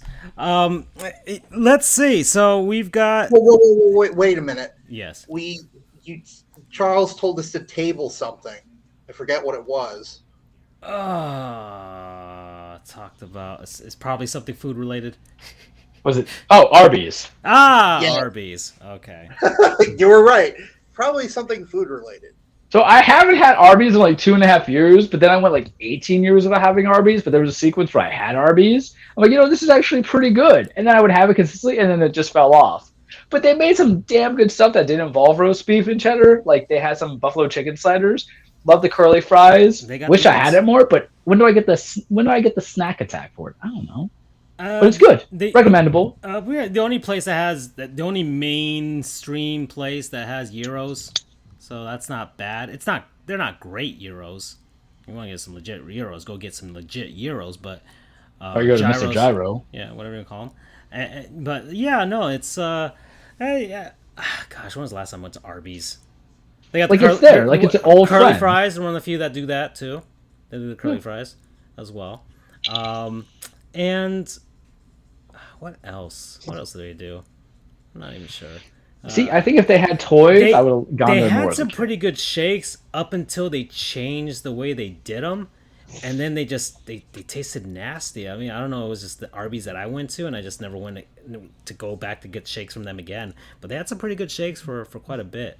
I don't know. Maybe I should give them a try again at some point. Pretty good chicken sandwiches too. They got some pretty good chicken sandwiches. They got the French dip, which I'm a fan of. I always French dip is always fun. Yeah, Arby's has the best commercials. Arby's is good if you want alternatives to the mainstream stuff, right? You got the three, Burger King, Wendy's, and McDonald's kind of fighting each other for stuff. But Arby's will give you some options you're not going to see, and in fact, in some towns you're just not going to see them at all. With the roast beef, with the French dips, with the gyros and stuff like that, and they got fish as well. They got fish around there too, so all kinds of options from Arby's. So I think they're fine. The curly fries are fine as well. I think they might be a little too greasy for me at some points, but I guess it just depends on, I don't know, the place or the person that's working the fryer or something like that. I'm not sure, but it's just the play. It's there. The horsey sauce. You got the horsey sauce. It's not bad either, right? That's their thing. One of the few places that has horseradish sauce as a normal condiment. So yeah, I'm not poo-pooing on them. Andrew, do you go to Arby's? You go once in a while, every now and then, or is it just like a rare occasion? Okay, all right. Yeah. Okay, I'd say like every couple of months. Okay. Yeah, that's basically me. Every 4 or 5 months, I'll go be like, let's grab something. Let's go get something. Let's get a Euro. All right. So sports, things are happening. Let's talk about the big one. NFL. Russell Wilson, Denver, Seattle, rebuilding. I don't know. I can't really. It happened. He's gone. An era has ended in Seattle. The best era of their franchise's history. He's going to get his number retired there in the future, and maybe he'll get some sort of sign a one-day contract type of thing and retire, that type of thing. So it finally happened. Here we go. So Charles, are you going to stop hating on the Seahawks from here on out? I mean, it was a one-season gig to hate on them because of the favoritism. And that was the problem when you were once big dog in the NFC West and you were jealous of my shine that was given on to the Niners and then the Rams. We don't acknowledge the Cardinals are frauds. Kyler Murray's a fraud. I don't care what anyone tells me. It was just one of those things where no. But it was a one-season gig. The Seattle Seahawks are a very likable team outside of last season. I never really hated on any of them. And also they have possibly like the second best loss in Super Bowl history, because that first one's always going to be, of course, the Falcons. Poor Atlanta, poor Atlanta, man, Jesus. But that's a Georgia curse. Yeah. Remember, the success of the Bulldogs and the Braves came at the expense of Matt Ryan and his happiness. And Matt Ryan is just a good guy. Matt Ryan looks like he goes to every Make-A-Wish Foundation request. That's how good of a human he is. Like, I don't know why people hate him. I'm like, he's 37. Why do you guys hate him? But, I mean, to the trade itself, I think obviously it's a coup to Seattle. Anybody who loved Russ is fine, but you're not in an era where you should feel connected to people and players, considering the fact that a lot of them don't stay for life. Tom Brady didn't retire a Patriot. Peyton Manning did not retire a Colt. People come, people go. Hall of Famers, Drew. It's not like Drew Brees, who left the Chargers to become a Hall of Famer with the Saints. No, you had Russ. Is Russ a Hall of Famer? Debatable. I think a guy who always mentioned in the roundtable as being an MVP candidate, who never got to be an MVP candidate, doesn't qualify as Hall of Fame. But maybe I'm being petty.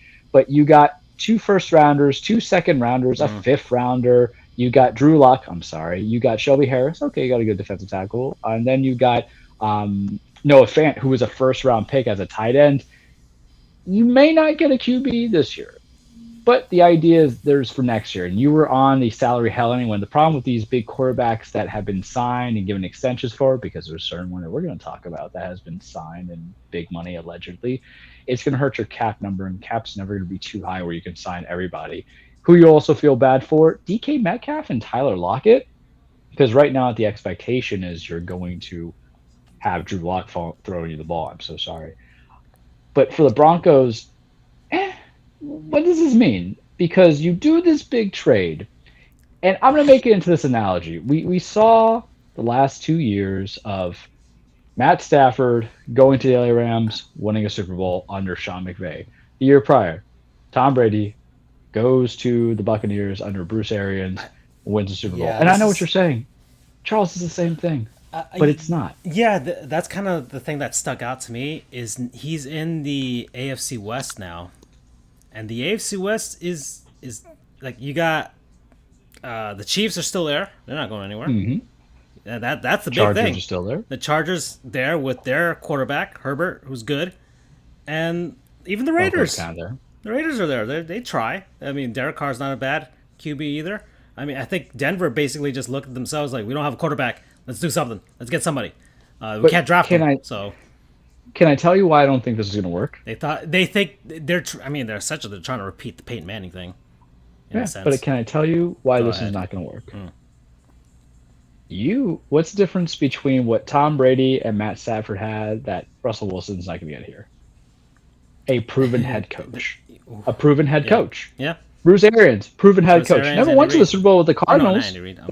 Proven head coach. Sean McVay went to the Super Bowl. Proven head coach. Yeah. You're running the gambit that for Nathaniel Hackett is going to be able to do all the pieces in his first year. Learning under Matt LaFleur as his lineage of trees, of coaching skill trees, going from there. And I don't see it as the big basis, because Cortland Sutton, Jerry Jeudy is not Mike Evans and Chris Godwin. It is not Cooper Kupp and OBJ and Robert Woods. Javonte Williams had 1 year splitting time with, of course, now I forget the name because, of course, I'm putting Melvin Gordon.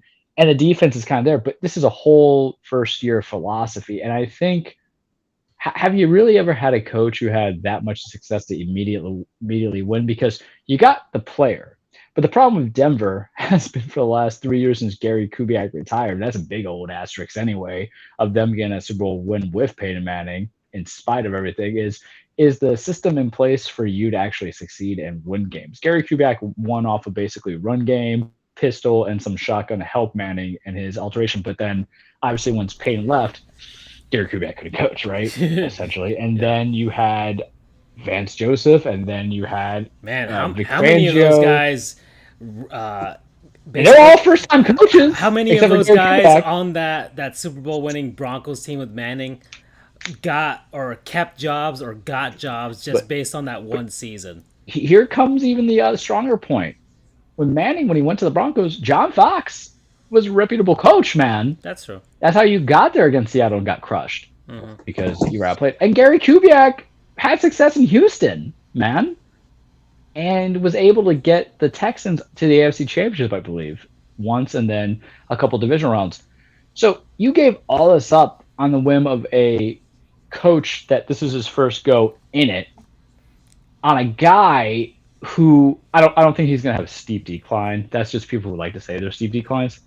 But a guy who, at the end of the day, has he really elevated the talent around him versus being and this is a kept trade, afloat? right? Like he hasn't signed an extension or anything. He hasn't signed an No, extension he's already or under anything. contract for like another 3 years. Okay. So you're bound to his contract. So this is basically, I'm sure this is how they're looking at it. This is transition year. This is a year where they see where they are at. They'll let Wilson kind of get back into actual game shape, get healthy in some sort of way. Because like if the season's lost. They'll probably let him get healthy and basically burn a year. That's what they're gonna see what they got in this head coach, and they're gonna hope like if things go bad and it's okay, we just see who's out there on the market, see who's proven that's out there on the market, and try and lure them over to Denver saying, hey, look, we got Russell Wilson. Like, we got a proven QB, and we can just kind of but that's the build problem, around Francisco, that, and is that's- you have everything in place. You have Patrick Surtain on defense. You have the rumors that you're going to bring back in Von Miller. You still have Bradley Chubb and all these other guys. So you have some faces on defense. And then on offense, you should be in theory straight unless you have a line. You have Garrett Bowles still starting at tackle or guard, so that's concerning. But what does this move into? It's not so much that you're going to the hard division. It's so much a forward that you're rolling this gambit on a first-year coach per his advisement. Because riddle me this, boys, since we're speaking of Batman stuff. If you're saying that, hey, this is a good hire because look what Hackett was able to do to Aaron Rodgers. Was it really that Nathaniel Hackett had any influence in the success of Aaron Rodgers fully, except for like maybe a piece of the pie? Or was it really that roster was just set up because Brian Gutekunst did it well and Matt LaFleur is a competent coach and Aaron Rodgers is a perennial MVP, guy? How much of it is the Hackett? Because we've seen it where guys get hired and we think this is a good thing and it turns up to be just terrible. That's what I think is Absolutely happening in terrible. Miami. Yeah, well, you gotta love the dorky man. I love the dorky man. But Until he these are wins. just things of why I'm not big into it. And you gave up so much because you're not talking about 2 first rounds. You're talking 2 first rounders, a second, essentially a first rounder, Noah Fant from 3 years ago, Yep. and then some side players. And what Seattle does with it is it just says, hey, we have bargaining chips. Because who's to say that if Deshaun Watson's 22 sexual assault allegations disappear, that Houston's not going to say no to 2 first rounders, No, right? That's true. And a couple second rounders. And then imagine putting Deshaun Watson, because let's be fair here. You have to gamble in order to lose a season. Ooh, I went there under the eyes of Roger Goodell. The most Watson will get hit with is like 4 games. That's it. Imagine what Deshaun Watson can do with DK Metcalf and TJ Lockett, or Tyler Lockett, and then Rashad Penny and Chris Carson. That could be formidable, I would say. So with Seattle, it's basically playing house money because you have a quarterback who's complaining. You have ownership who is kind of broke. They know they got to pay some dudes too. And they're going to be looking at everything. Well, we're just going to take the butcher's bill, see how many is on the field, and just take it with us and go. It's a good win for them. With Denver, I'm like, good luck. You got your guy. But isn't it always Denver? It always feel like they're chasing the shadows that Elway left behind of big footsteps. And then you got Peyton, which was big footsteps, and then you couldn't make anything work. So you had to go with the next big footstep. Because I've seen teams win without, that big megastar transformational champion at QB. Hell, the Rams just went with Matt Stafford. Yeah, I went there. But I don't know. It's interesting. But that's all I can say about the Broncos in Seattle. So there's that one. The other one is, I guess Aaron Rodgers is staying in Green Bay. He's getting paid 4 years, $200 million. That's the deal that is on the table right now, and that's going to be worked out between them. So that'll be fun. So there's that. And then Calvin Ridley. Suspended indefinitely by the NFL for gambling on games. And he needs a PR person because he keeps tweeting stuff out. And he needs to shut up right now. He said it was only $1,500. he was. I mean, this past season he was on leave for mental health reasons, which is, you know, fine and all. But I guess in that time frame, I think it was like 5 weeks, and he gambled on a few games.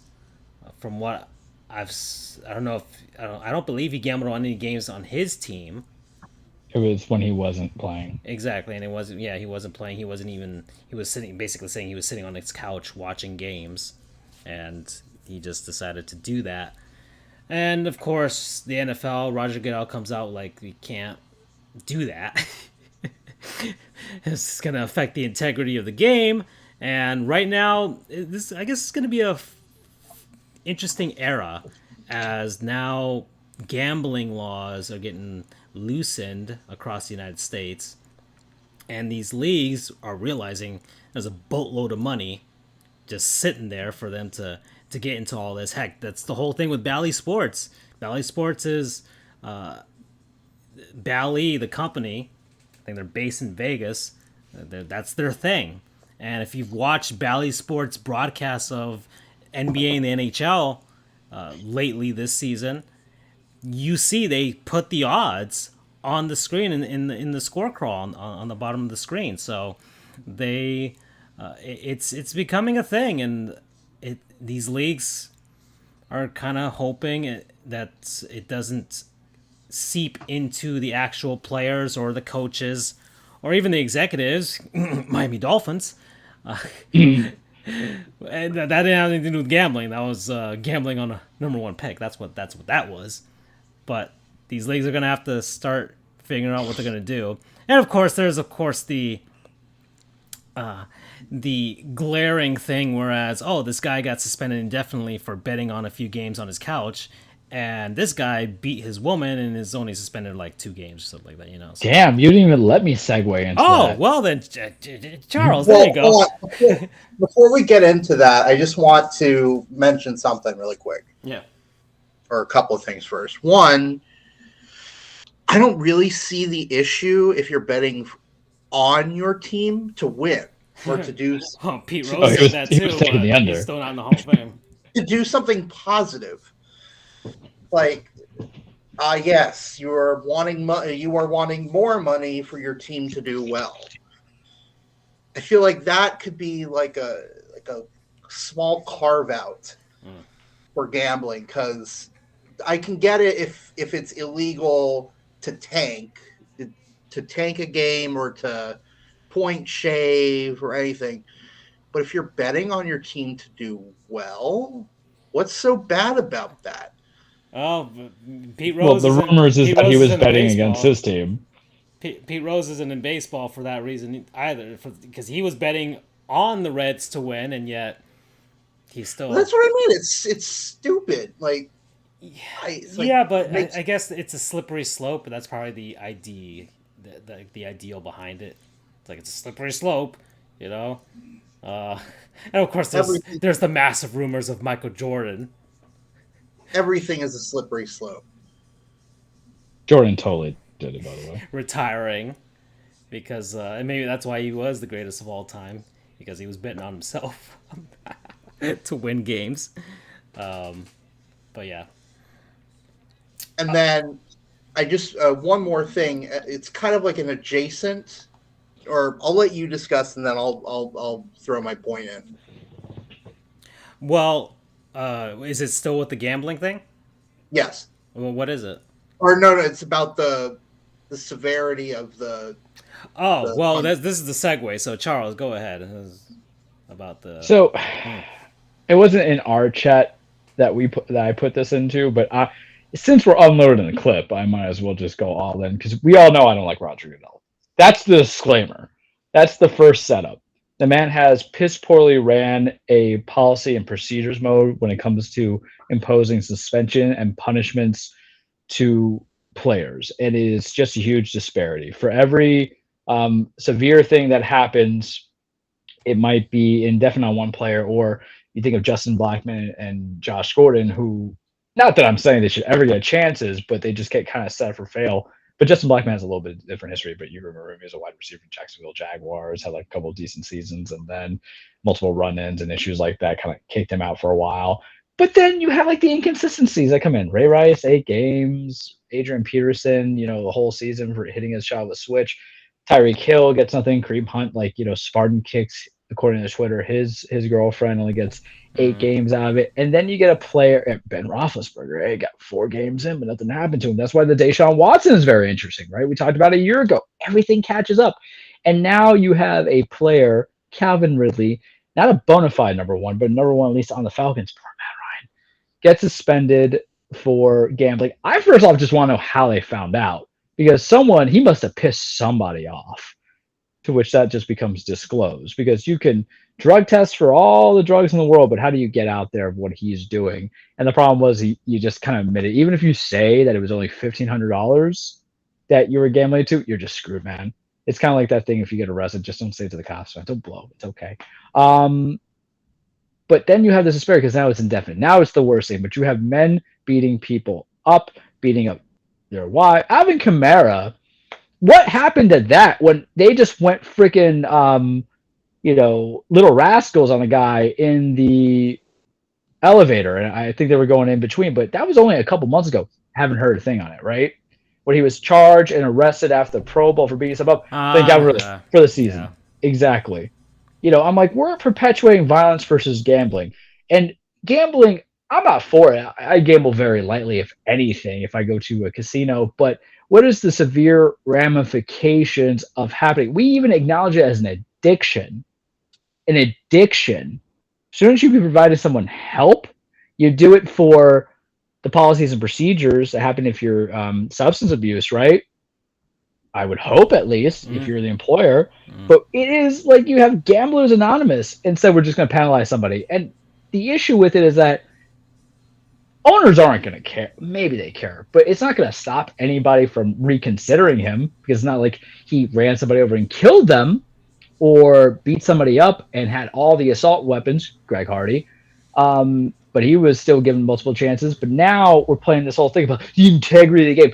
The integrity of the game is ruined not just by the players, but those who enforce laws, including Roger Goodell with his inconsistencies. And maybe this is the first time you found somebody who was gambling, and now you have to figure out what to do. But if you're going to impact somebody for indefinite is a strong word, because it's not until the season. It's upon reinstatement, upon reconsideration of the commissioner.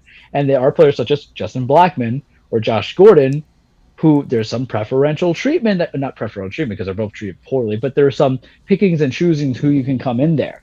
And I said it in one chat, and I'm just going to say it now, and whoever has an issue with it, I really don't care. Is it me? Or is Roger Goodell maybe a little bit harder on non-white players when it comes to any rule policies enforcement? Because I'm seeing a big old inconsistency with it. And let me ask you this, Roger Goodell. How is this in the basis? And I'm going to ask this question. If a guy is gambling on the success, he's not even playing the game, but he's gambling on the predicate of what his team's outcome could be, different than Stephen Ross, if a single merit of what Brian Flores alleged to be true, of offering $100,000 for every game lost itself. We can't count anything with Hugh Jackson because the man's not credible at all. He's basically like a thief at church. You don't give him the basket for the monies. But what does it say about ownership? And it's a two-way street, because it's not just the players who can ruin the integrity of the game whatsoever. It's also those in the administrative policies. And I'm just saying that aside from the inconsistencies, are we kind of cracking down harder on certain people? And even to give a defense to someone as non-likable as Cole Beasley, when he was going to say, hey, I don't like Corona, I ain't getting no vaccine, he was targeted. He was targeted straight up, and that's how he got hit up on a few things. There's a lot of things that are at issue. So are you saying he's got gambling, and then you're asking gambling addiction? Have you even put these protocols in place of why it's important in a modern day era? Isn't this a conversation that you should have had that made gambling legal to bet on?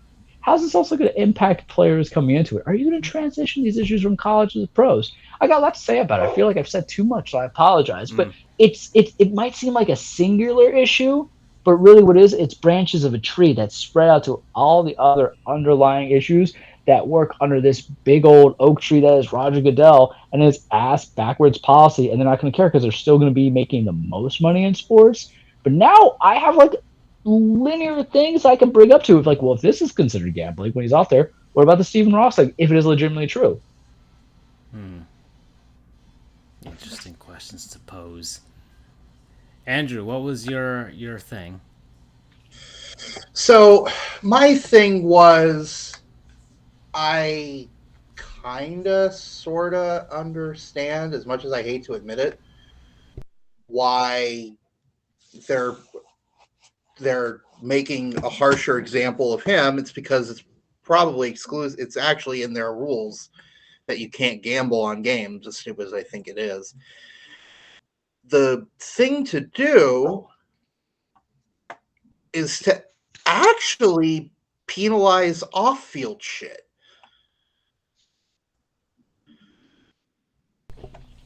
Like, wait, what does that mean? Like, you're penalizing whatever his name is. Calvin Ridley. Thank you. You're penalizing him because it's in the NFL rules. You're not allowed to gamble on games. And supposedly the NFL has this rule, was like detrimental conduct to the league or some bull. Is that the we're going to punish you because you're not a white quarterback rule? Damn! Coming in on that, Roger Goodell. Good Lord. Right. Listen, Right. I'm just saying. Right, exactly. It actually enforce the fucking thing. And more importantly, well, for one thing, I think you're on point with the racial disparity thing, because case in point, and I know we can't, under rules of evidence, you're not allowed to glean liability for something off of a corrective measure that a group does. But the NFL just settled for lots of money the case where they were disproportionately giving lower payouts to black players, retired players, because they didn't fare as well on this supposed test. Do you remember that? Yes, on the thing they used to give before the draft, right? No, not the Wonderlic. Not the one. It was the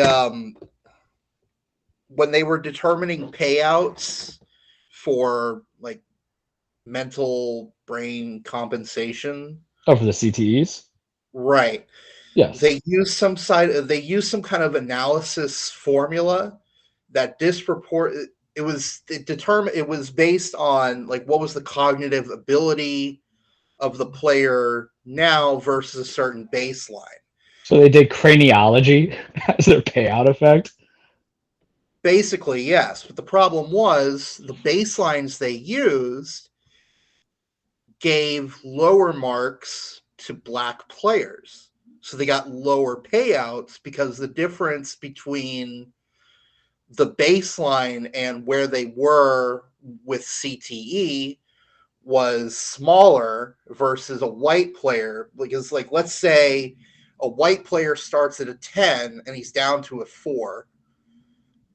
But the baseline for black players, let's say, is a 7. So they go down to a 4. Do you follow? Yes. So obviously the NFL has a lot of racist shit in its past, and I would not be surprised if their enforcement is based a lot on race, even if subconscious. But they gotta step up the level of enforcement for these conduct protocol breaches, because their whole thing, like with the NCAA,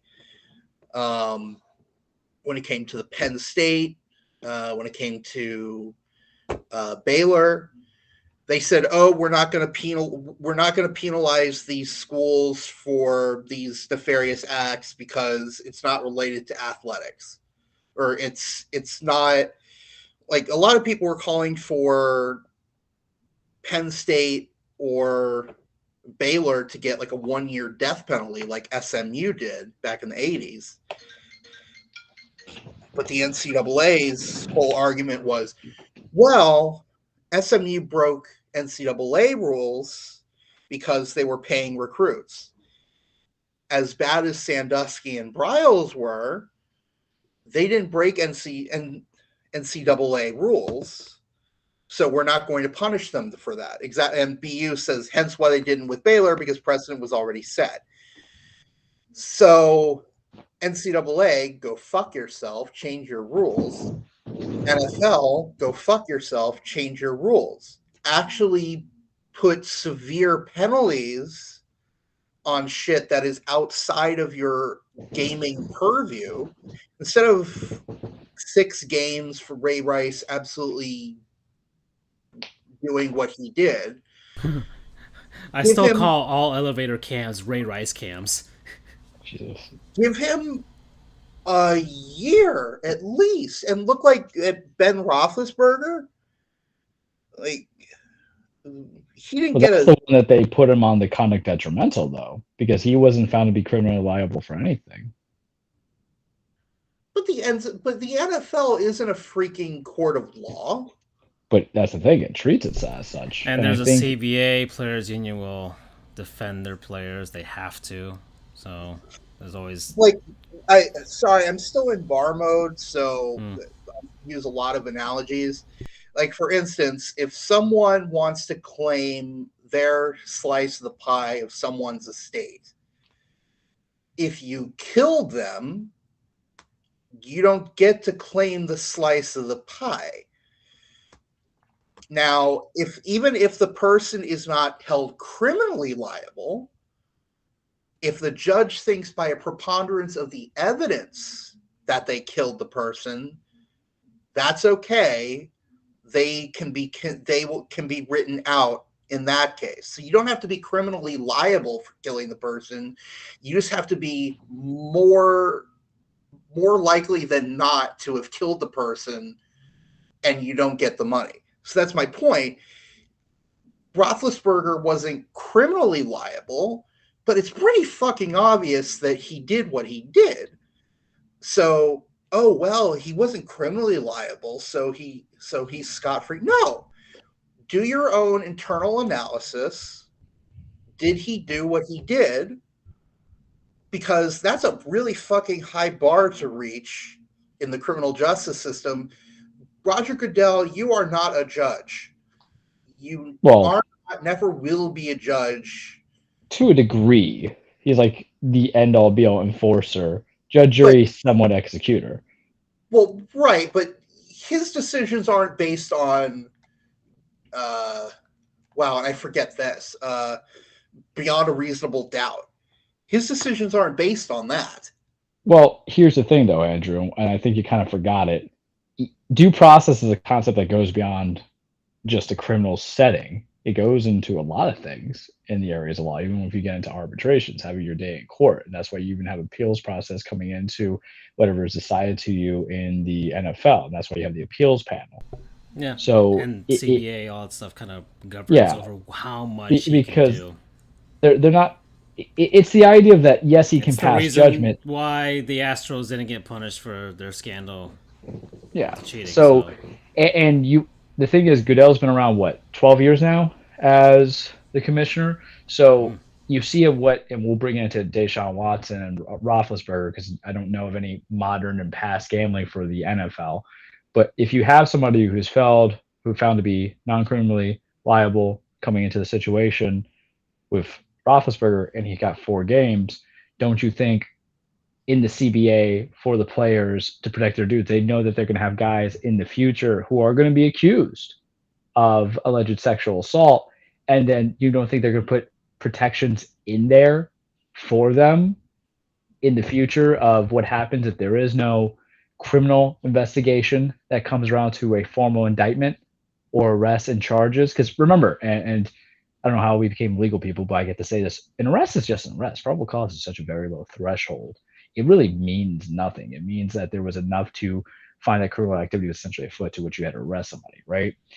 It's the other stages and beyond reasonable doubt and then coming into the civil nature. But with this kind of world in the NFL, you don't think that they put the framework for the future where they say, hey, we know you did this then, but if my guy isn't charged, it's not like a Henry Ruggs situation where DOA on arrival, right? But it's a matter of there was nothing criminal to charge with, and it didn't even go through the process of a plea deal.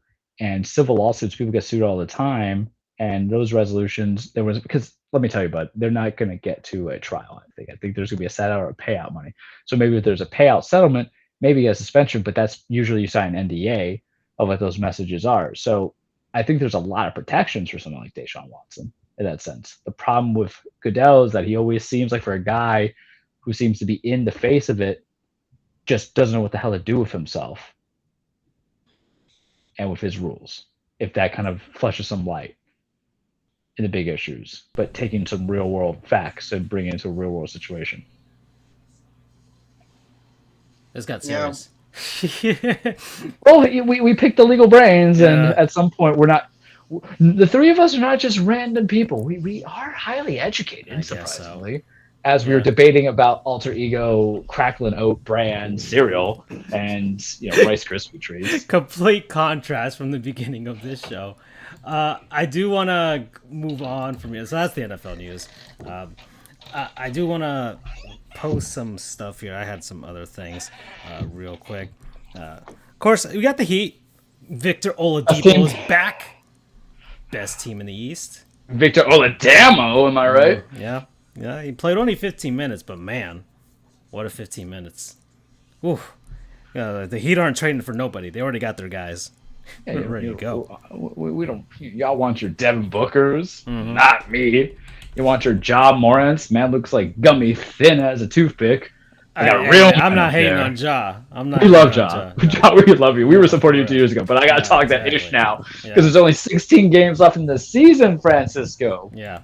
Yeah, no, both the NBA and the NHL are down to basically the last month of the season, and things are going to get interesting. You want to say that the man who loves chicken wings and probably thinks Gasoline is the greatest song ever and James Harden is going to beat that Heat team? Not me! Andrew's going to head out. Okay, can you spare a couple more minutes, Andrew? Sure. All right. So I just saw this image right now when I was going through Twitter. That's the size that bases are going to get from the original that's about to happen. The one on the right? Yeah, the one on the left. Oh, the one on the left? It's getting bigger. They're going to be bigger bases, so there you go. It's noticeable. It is noticeable. It's very noticeable size. I was kind of hoping for something ridiculously big. Like you could see it from the upper deck type of big. But I can deal with this. I'm not gonna poo-poo this. I think that's fine. I like it for a couple of reasons, and I'll explain why. One, it's safer. All right. Yeah, we did. We were talking about this off show, right? Right. Mm-hmm. I mean, I think they should do kind of like what they do with Little League, where they have an orange bag on the outside of the line for first base. For first base only, to prevent collisions. I mean, they already have different rules for first base anyway. Then why not just extend it to what part of the bag can you touch? Now, for those who don't know, so in Little League, what they do is they have the typical white bag, but then they also have an identical orange bag that goes on the other side of the baseline. And the reason for that is because a runner can either touch the usual white base, or they can touch the orange base to avoid a collision with the first baseman or whoever's covering first. Now, the first baseman is not allowed to use the orange part of the bag to step on it for an out. That orange part is only for the runner. And I think it's perfectly logical. It makes perfect sense because you see all these injuries. I mean, they're not all the time, but these are avoidable injuries. I see Francisco is pulling up a picture here. It's not an orange line; it's an orange base. Oh, there you go. It's the third picture. So the white base, the white part of it, is located normal. But the orange part, like I said, is in foul territory. It allows the player, the runner, to step on that to avoid a collision. I think it's brilliant. I think higher leagues should be using it. It's a no-brainer. But to my point, I like the expanded size for a couple of reasons. One, even if they're not going to use the outside base thing, that extra couple of inches is an extra couple of inches that the first baseman steps toward the field that gives a little more of a line for the runner coming through, so it does avoid a collision just by a couple of inches, which is important. It also helps runners because it's that extra couple of inches that can make the difference between safe and an out. Yeah. Maybe it'll up stolen bases. And it will definitely up stolen bases. Right now, stolen bases are a thing of the past because the catchers are getting, it's not through fault of their own, it's good.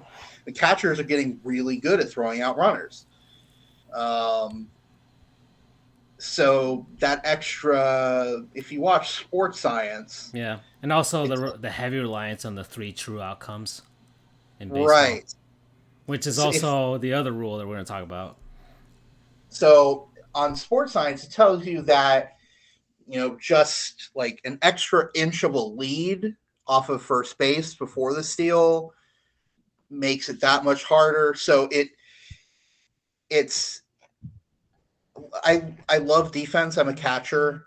So I prefer throwing people out. But if you're talking about the overall balance of the game, in that regard, at least, it's shifting a little bit more toward the defense.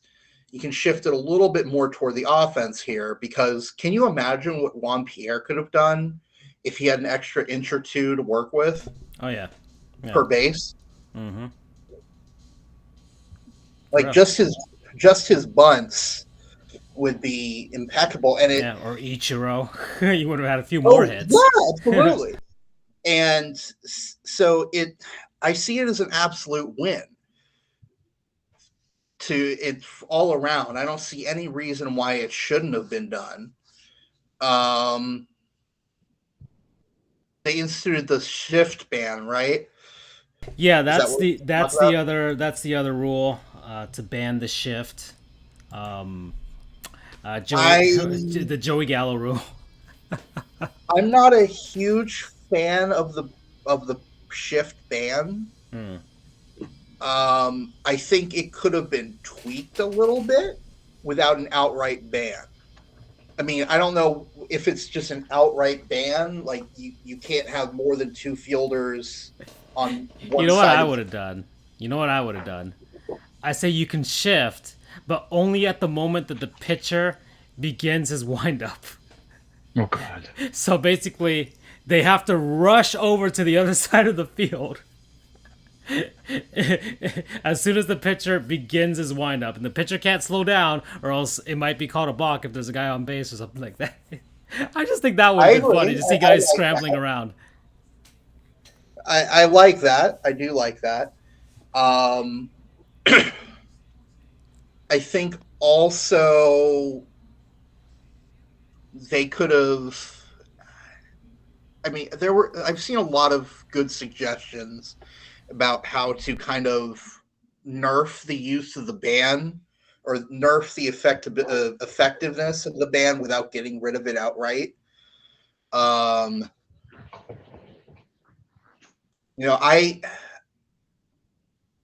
keep going back to. I keep also thinking, if they're just learn how to fucking bunt. Like Yeah. there's this video that I remember from long time ago where Robinson Cano, who I think was playing for the Yankees at the time, was in Boston.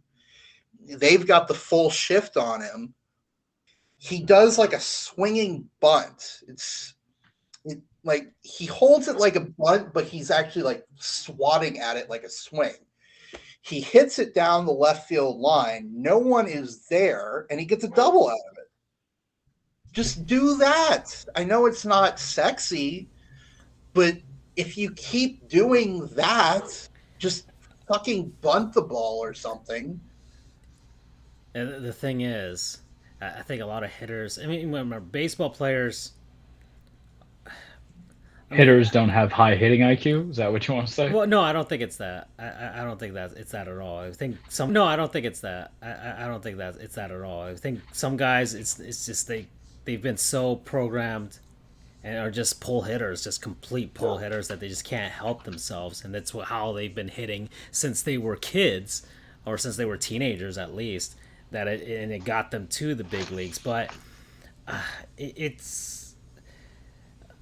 I think it's also the way that they're coming up now because of the three true outcomes, and all this is just trying to make sure that they can put the ball in play and make the game more exciting, which I'm all for. I think, look, baseball has been pretty laissez-faire for a lot of while, but now it's gotten to the point where it's almost like certain video games where there's just a certain way, or like in Mario Kart DS, where you had to do the snaking thing, and if you pick Toad with this right cart, and basically everybody was playing online with that, and suddenly it wasn't fun anymore. Because yeah, I could do the snaking thing and drifting across the entire course and winning a race just like that, but everybody else is doing it too, and they're all playing the same characters. Suddenly it's not fun anymore. There's no variety. And Well, I think adding certain rules. This basically, like, if you're middle infield, you're at second base, you're going to be on the right side of the field, or if you're shortstop, you're going to be on the left side of the field, and then the outfielders can move wherever the hell they want. I think it's fine. Other sports have positional rules, football especially. You can't do certain things. So I think it's fine. For me, it is. but the reason why I'm not a fan of it, kind of going back to the whole small ball sort of aspect, it encourages bunting from left-handed players. And I mean, look, Juan Pierre, I mean, no one would ever do this, but let's say someone put put a David Ortiz shift on Juan Pierre. He could drag the bunt down the first base. The thing is line. that would never have happened with scouting and everything. They would never do that. I know. I'm just saying. Like, and the guys that do this, normally these are just like big DHs or big first basemen or big right fielders that this is happening to. And I guess a lot of teams would rather they be out than just have a single. I don't know. It's weird. It's really weird. I get your point. I understand your point. But I guess my ultimate point, though, is I really do not like how it's become the three true outcomes. Yeah. I want more variety in how. Well, this is trying to help encourage that. Right. We'll see if it works. It may not work, but I don't mind it. I think it's more in line with other sports that do. Where you can't have certain players in certain spots of the field or ice or court. So I'm not too broken up about it. I'm glad that there's the DH is universal, and then I guess we won't have time to talk about the 14-team playoff. So, but that's for another day. All right, Andrew, you got to go. You said? Yeah, I'm out, but you guys go ahead and keep going. Well, we're at 2:08, so Charles, we're going to head into the cage. Andrew, we'll see you next week. Bye, Andrew. All right, everybody, welcome to All your right, see you weekly guys. TruePlex, The Cage with Charles. Full disclaimer, wrestling is not fake. It is scripted. It is a stage fight. It's a song and dance. I know that pisses off a lot of the old-time wrestlers when they say the same ballet, but damn, what do you want me to say? That's your live-action stunt movie? Get over it. Accept It's a it. It's soap okay. You opera. make you make beautiful music. It's a soap opera. It's a 1998 NSYNC 98 Degrees Britney Spears love story music video where you know everything's going on. It's about men Ooh. and women chasing Oh, wait. championship. Yes, yes. Yeah, finish your intro, but I want to ask you something after All right, that. it's about men and women chasing championships, establishing legacies, beating the holy hell out of each other, and then once again, you never forget, because I Senor. feel like this is always A something that I man. have to end on our intro Bane with of a your certain existence. Vincent Kennedy McMahon and the toxic relationship that I have with him. I'll never have anything more toxic relationship than with him, right? For 25 years. I It's been wanna this nonsense. now I wanna open the show in because I didn't have anything planned, and I know you're pretty good on the spot. In honor of International Women's Day, who is or who are your favorite female wrestlers? All right, so I'll give you through the three stages of wrestling that I was watching on. So the three stages of wrestling that I was watching on is going to be when I first started wrestling, which was 8 years old when I moved to Florida. Then we're going to bring into when I came back into wrestling, which around circa 2016. That we'll go to now. Okay, so favorite woman wrestler in when I first got back into wrestling, Trish Stratus. In love with her, beautiful woman. I don't care. Marry me, fine, F it, right? Good old But Canadian she woman. brought in, Canadian woman. One of the good things that came out of Canada, aside from Ryan Reynolds and a few other people, but she, aside from being gorgeous, right? She could actually wrestle. She started off as being the manager of TNA with Tess and Albert, and then became to do her own thing. Had a great legacy and rivalry with Lita. Her finisher move was Stratisfaction.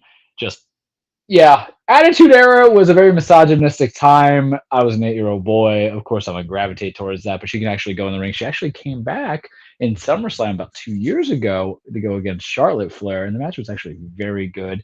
I can't tell you how many multiple titles she held. Escapes me off the top of my head. As you see in the photo snapshot, there was The Rock. There's a period where she was with like Vince McMahon, a lot of stuff, but she did a lot of cool things, a lot of good things with it. She helped bring in the era of women wrestlers because remember, I think with Vince McMahon and the misogynistic purview that he had, because of course it's no coincidence the boss had locked lips with somebody, right? Kind of disgusting now when you think about it. Maybe that's the reason why we need to have these uncomfortable conversations about people in power influencing it to get certain things that they want, even though they proclaim it to be innocent, because it might be innocent, but it's still pleasurable. And that's the problem with some of these things. But I enjoyed her time wrestling then, appreciate her time now. When I came back into 2016, it was kind of tough. I had been out of the game for a bit.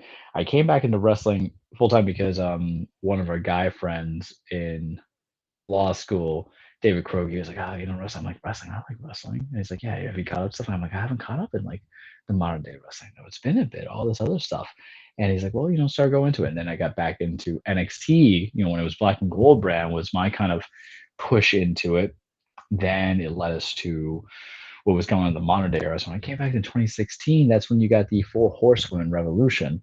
And I was like, oh, this is really interesting. And that was Sasha Banks, that was Charlotte Flair, that was Bailey, and that was Becky Lynch all coming together. And it really just kind of enticed it. But the person that I loved getting back into wrestling was Asuka, because Asuka was just super dominant. And because Becky and all of them had kind of been called up on the main roster, but I know there was a connection for me to watch them on the main roster. But it was Asuka who was just literally killing it. And I see, and I've talked about her before on the show. She can go, man. There was like her wrestling Minoru Suzuki over in Japan. She's got the Asuka like as a finisher and a couple other things that she does depending on it. But she's had some success. I would love for her to have a WrestleMania moment. She's currently injured right now, but I've seen her live. She knows how to work with the crowd, work with the energy. She knows how to put on some good ass matches. But what made her so special about NXT was like she was that equivalent of Goldberg, except with the real talent, because she was undefeated. She finished her NXT career undefeated. And of course, she lost to Charlotte at WrestleMania. A very good match, but I loved it. I loved it.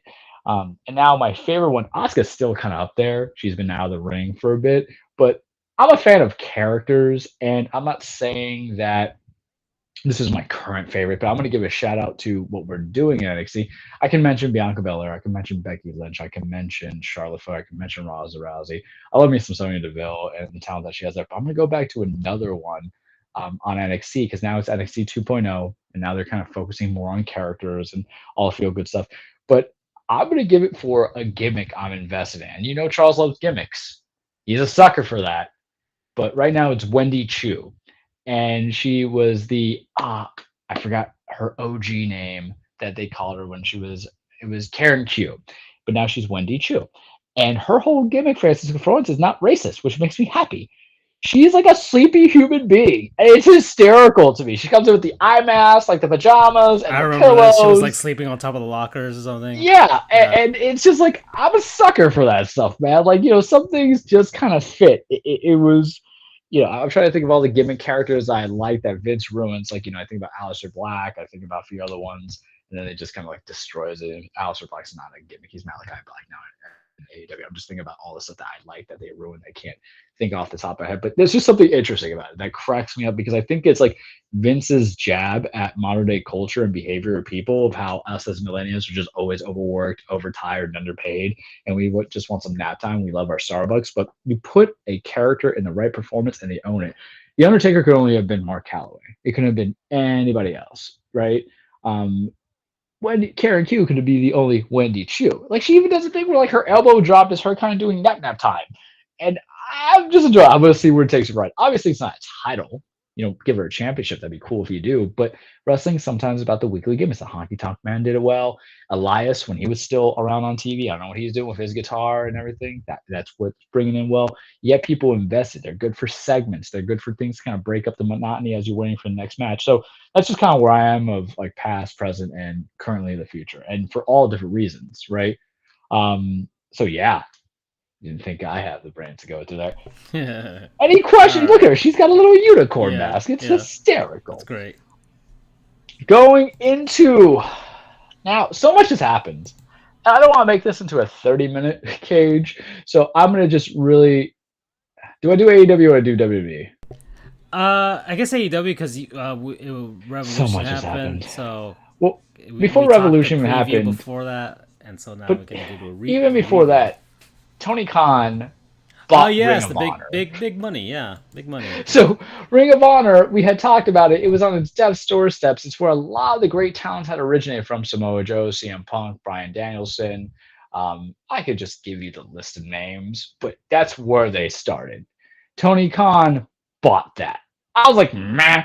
But I know essentially the feeling towards it is just to kind of get the library and then try to utilize that for HBO Max to get Warner Media stream AEW and the Ring of Honor library. And even though the Ring of Honor, old matches were not shot well, there's some damn good matches on there. CM Punk and Samoa Joe, Bryan Danielson versus Nigel McGuinness, stuff that I've watched, stuff that I haven't watched, stuff that I'm going to get into. And I love me the WWE Network.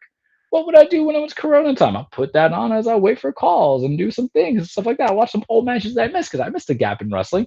I watch the old NWA matches. I would watch the old AWA matches. This can give me the opportunity to see all those matches I missed in Ring of Honor. What does that mean, though, for AEW if you have Tony Khan, who is the owner of AEW, the booker of AEW, to go up there like, I'm on another wrestling promotion? Doesn't mean that Ring of Honor is going to necessarily become part of AEW, because if that was the case, wouldn't you just buy out the media rights and the talent that's currently on there? So he's going to book Ring of Honor. I don't know if he's got a plan, Stan. I don't think it's a situation of like when Vince McMahon bought WCW and ECW and tried to converge it all together. I think you kind of keep it separate, but of its own talent, of its own ingenuity. Maybe you can use that very bloated roster on AEW to put on Ring of Honor. Would it be like an NXT thing where it'd be like a developmental league? Maybe, but here's the whole thing: is you sign a lot of guys in indies, and if you're getting a developmental thing, what are you trying to develop? You're still working on that with Dynamite. I mean, I don't want to be, rude to the people who were there since day one when Dynamite occurred, but obviously the presence has changed when you got the Jon Moxleys, the Bryan Danielsons, the Malachi Blacks. They got William Regal came over. He used to be a great professional wrestler for WCW and WWF, and now he's coaching there. We get all these talents that kind of teach people to do it the television way. How do you develop? And the thing is that if you try to keep it separate by itself, how do you keep people invested into it? The difference between putting someone from Raw and SmackDown onto NXT, which is actually happening right now at NXT Roadblock, where you're going to have Braun Breaker defended his NXT title in triple threat against Tommaso Ciampa and Dolph Ziggler. Dolph Ziggler is on the main roster going down there. Is that we all know it's all part of the same brand. They're all getting the same paycheck by the same guy in the same organization. It's not NXT is its own separate thing. It's WWE's NXT, right? So we understand that. But Ring of Honor really is its own separate entity.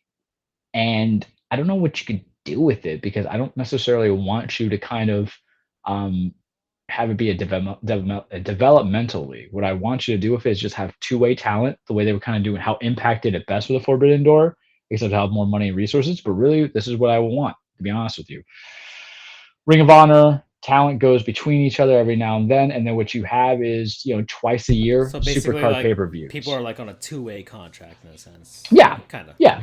Okay. But what you do is, AEW already has 4 pay-per-views a year. You add in 2 crossover pay-per-views, like how Ring of Honor used to do with New Japan when they had the Supercard of Honor. You can make it like a Survivor Series of such without it having to do like multiple invasion storylines instead of just the battle of the brands for supremacy.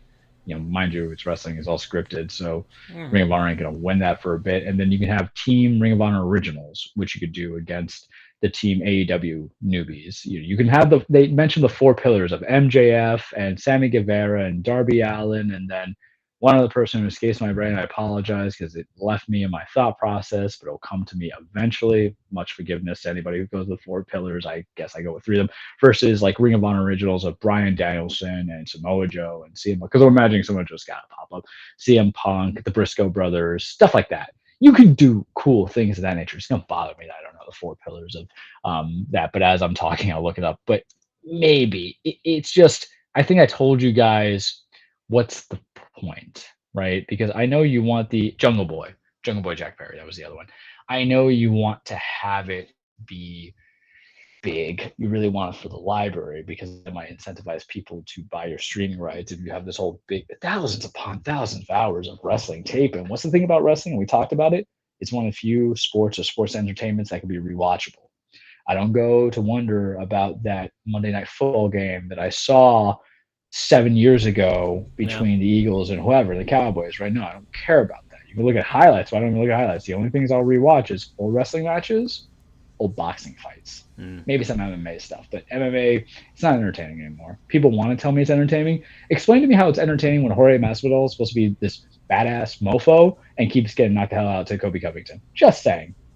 That was over this weekend. Look, we brought combat sports in there. But it has incentivization because I'll even rewatch stuff from the prior year when I'm making my top 10 list for us. And you find new nooks and crannies. Maybe I'm not looking at my phone. Maybe I'm more intense. Maybe I'm just hearing it differently. Maybe it's a worse match. Maybe it's a better match. There's an appreciation to it. People like lists, right? And that's something useful for me. But we'll see, because it's a plan, but is it more of a plan, or do you have a full plan, if that makes sense in the purchase? Revolution was this weekend. I did not spend $50. Instead, I decided to eat a gyro and play Horizon Forbidden West. We're at 8.5 of that game right now, but I'm barely touching the surface. I'm just telling you that right now. I'm like 21 hours in, and I've probably done like 4 or 5 main missions. There's so much to do. This is the problem with it's like a 60-hour game, and that's why I'm hoping we'll get to the 9.5 or to the 9, but I don't see it going any lower than 8.5 unless something stupid happens, because it's very familiar. I'll give it the shout out, but we're not going to give it the non-sponsor yet. Get back to me by April, which is when I anticipate breaking and beating the game. I might take some time off next week, so maybe I'll get that chance. But Revolution was this weekend. I listed off the card itself, but some of the matches I heard that were bangers. Eddie Kingston, CM Punk. The ladder match was good. The Revolution ladder match. I think I sent you guys a clip of one of those, of like Orange Cassidy being in the middle and getting caught up. CM Punk versus MJF was supposedly excellent. Wardlow finally turned on him. There was a dog collar match. There was a lot of blood. When it goes onto the HBO Max streaming series, I will then watch it, or I'll just watch it legally on YouTube. Not legally, but I didn't pirate it, but something there. The triple threat tag team match was supposed to be good. The main event was supposed to be good. Some of the winners, I was right. CM Punk won. Hangman Page won. Yay, we love him. Wardlow won. I was surprised. He won the face of the Revolution. I thought they were really going to give that to Keith Lee. And I kind of missed not seeing that match because of big, meaty men slapping meat with ladders. But Wardlow is going to continue his feud with MJF now, probably until Double or Nothing. Britt Baker won against Thunder Rosa, cheated the win. Okay, fine. They're continuing their feud. They might meet up in the St. Patrick's Day episode. I don't know. Jay Cargill versus Tanera Conti or Ty Conti. What I love about Jay Cargill, she came out dressed as Jade from Mortal Kombat, the green and everything. So it was like perfect. Um, no big reveals of that I recall, because sometimes you get those big signs, except for William Regal. Oh, so I missed Moxley and Danielson, but I had like half a chub just going into it because Brian Danielson was Daniel Bryan, John Moxley was Dean Ambrose in WWE, and they didn't really feuded fully. And they had this match, and it was supposed to be great and gory, and then Moxley got the roll up pin on him in a submission, and they were just still locking into it, beating the hell out of each other, believing in William Regal, who they know, who they respected, who was in WWE, who was a coaching talent for NXT, who was fired because Vince McMahon's on that petty train, came in and broke him up, and he would just decide to be all elite. And it's kind of like a dad telling his two kids to stop, messing around. It was that episode of South Park where like, stop screwing around, the woodshop guy. That's how it felt like. And I don't know how he can just do the headbutt to Moxie's blood. I'm very when it comes to that stuff. That's why I couldn't be a wrestler. You couldn't get me to drop on my neck, and I can't blade for anybody. But I will eventually watch this one way or another. $50 is too much, man. I was going back and forth on it, and it was a Sunday, and that ish ended at like 11:45. Man, I like the look on his. Why, Papa? Why? Yeah, and he just slaps him in the face like, "Daddy, why, Daddy? Why'd you do this to me?" Where we're gonna go in the storylines in the future, we'll do some predictions there because their next pay per view is Double or Nothing, and that's about 2 months from now in May, and that's pretty big, right? So. I think we're getting CM Punk versus Hangman Page. I think you have nowhere to go but that. And what do you do with Hangman Page? Because he's beaten Bryan Danielson, gave him his first clean pin. He's beaten Adam Cole, gave him his first clean pin, not counting the Jon Moxley match, or not Jon Moxley, but the Orange Cassidy match. I'm watching the NXT Roadblock match right now, and they just botched a couple things and someone landed on the neck. That's fantastic. That's sarcasm, kids. But you have to do CM Punk and Hangman Page. And my concern is that I think CM Punk wins that because MJF and him, they've gone twice. Now you go for the rubber match, and that's how you have MJF conquer it fully, right? If you're telling the stories correctly. Moxley, Bryan, they're going to tag team up or they're going to beat the hell out of each other some more. I'll see. Eddie Kingston, Jericho still continuing. That's kind of like my problem with AEW. There was no betrayal by Santana or Ortiz, by the way. My problem with it is that there's a pay-per-view match, and it'll still continue afterwards. Vince does the same thing too. But you can kind of switch it up a little bit because you got to remember there's not a lot of pay-per-views in between. I felt like if AEW had like 8, it makes my life easier because you could just try out some of the new guys because you mentioned about using Ring of Honor developmental. There's a lot of guys who are signed that haven't had the opportunity to kind of be out there with all these other big. Is that guy wearing a Lord Zed shirt from Power Rangers? That's awesome if it's true. I just watch our wrestling. I don't know the guy's name, but I'll figure it out. But what an intimidating villain that they never capitalize on in any of the movies. Sadly, right? He's like coming in like human meat with like the Guyver kind of headset and headpiece and nothing. But it'll be interesting to go with AEW. So that's my thoughts on AEW for now. There'll be more to come. WWE is going to be very brief. Maybe. It's going to be very brief. Roman and Brock is great. They had a live event on Saturday on Madison Square Garden where Brock was going to go against somebody. People like thought it was going to be a big swerve, so all of Twitter was like freaking out about it because they're thinking like, Edge is going to come in, be the random man, win the championship, go against AJ Styles for the title. And all stuff. It turns out to be Austin Theory. Austin Theory like gets crushed, obliterated by Brock, and then Roman comes in and just decimates the man and just gets on the mic in Madison Square Garden and just says, Brock Lesnar acknowledge me. I'm for it, but me and my buddy were talking about it because he believes Roman's going to win. I say absolutely not. You don't build a 9-month storyline of Brock constantly getting screwed over, decimating everybody, winning the championship, losing it on technicality, winning it again for like Roman to win it. Unless I'm calling it now for the big stakes because we're about a month away, so I got to do it big time. The best way to book Brock Lesnar and Roman Reigns at WrestleMania, Francisco, it's for the love of Christ. He left them bloody on the steps, man. It was great. You do not have them do a standard match once again. You did that at Crown Jewel, bruh. You were going to do that at day one before Roman got the Rona. You put that in a cage. You put it in Hell in a Cell, where if Roman does beat this monster Brock, It's not clean, but it's going to war, and someone finally dropped the nuke, right? I don't know if that's appropriate given the modern times, but that's how big it is in the wrestling scale. That's how I would do it, because remember, it's a unification, winner take all, title match, all this other fun stuff. That's me. That's how I feel with it. Wrestling, though, with WrestleMania, it's also very, you know, celebrity based. What happened over the weekend or on Friday? Ricochet's your new Intercontinental Champion because Johnny Knoxville screwed over Sami Zayn. Yeah, they're still doing that. Johnny Knoxville showed up at Royal Rumble. Sami Zayn and him are gonna have a match. Okay, fine. Logan Paul for some reason is gonna be on my WrestleMania again. He's gonna be teaming up with the Miz against the Mysterios. Eh. This WrestleMania is very like it's mid the word I want to use because it could be great. Now we know what I'm up for. We're up for Edge and AJ. You already know my excitement from it. I'm so excited for that. AJ is faking like a storyline injury after the concerto. Edge came in a suit on Monday saying, "Go, WTF, I did this because I can because I'm a badass dude." Mind you, we have also new Raw Tag Team Champions. RK Bro won the title from Chad Gable and Otis, Alpha Academy, and Kevin Owens and Seth Rollins. There's a reason why I'm mentioning the name now. The moonsault into the RKO was stellar. Not the best RKO I've seen out of nowhere. That was always going to be reserved for WrestleMania with Seth Rollins with the stop, and he got him.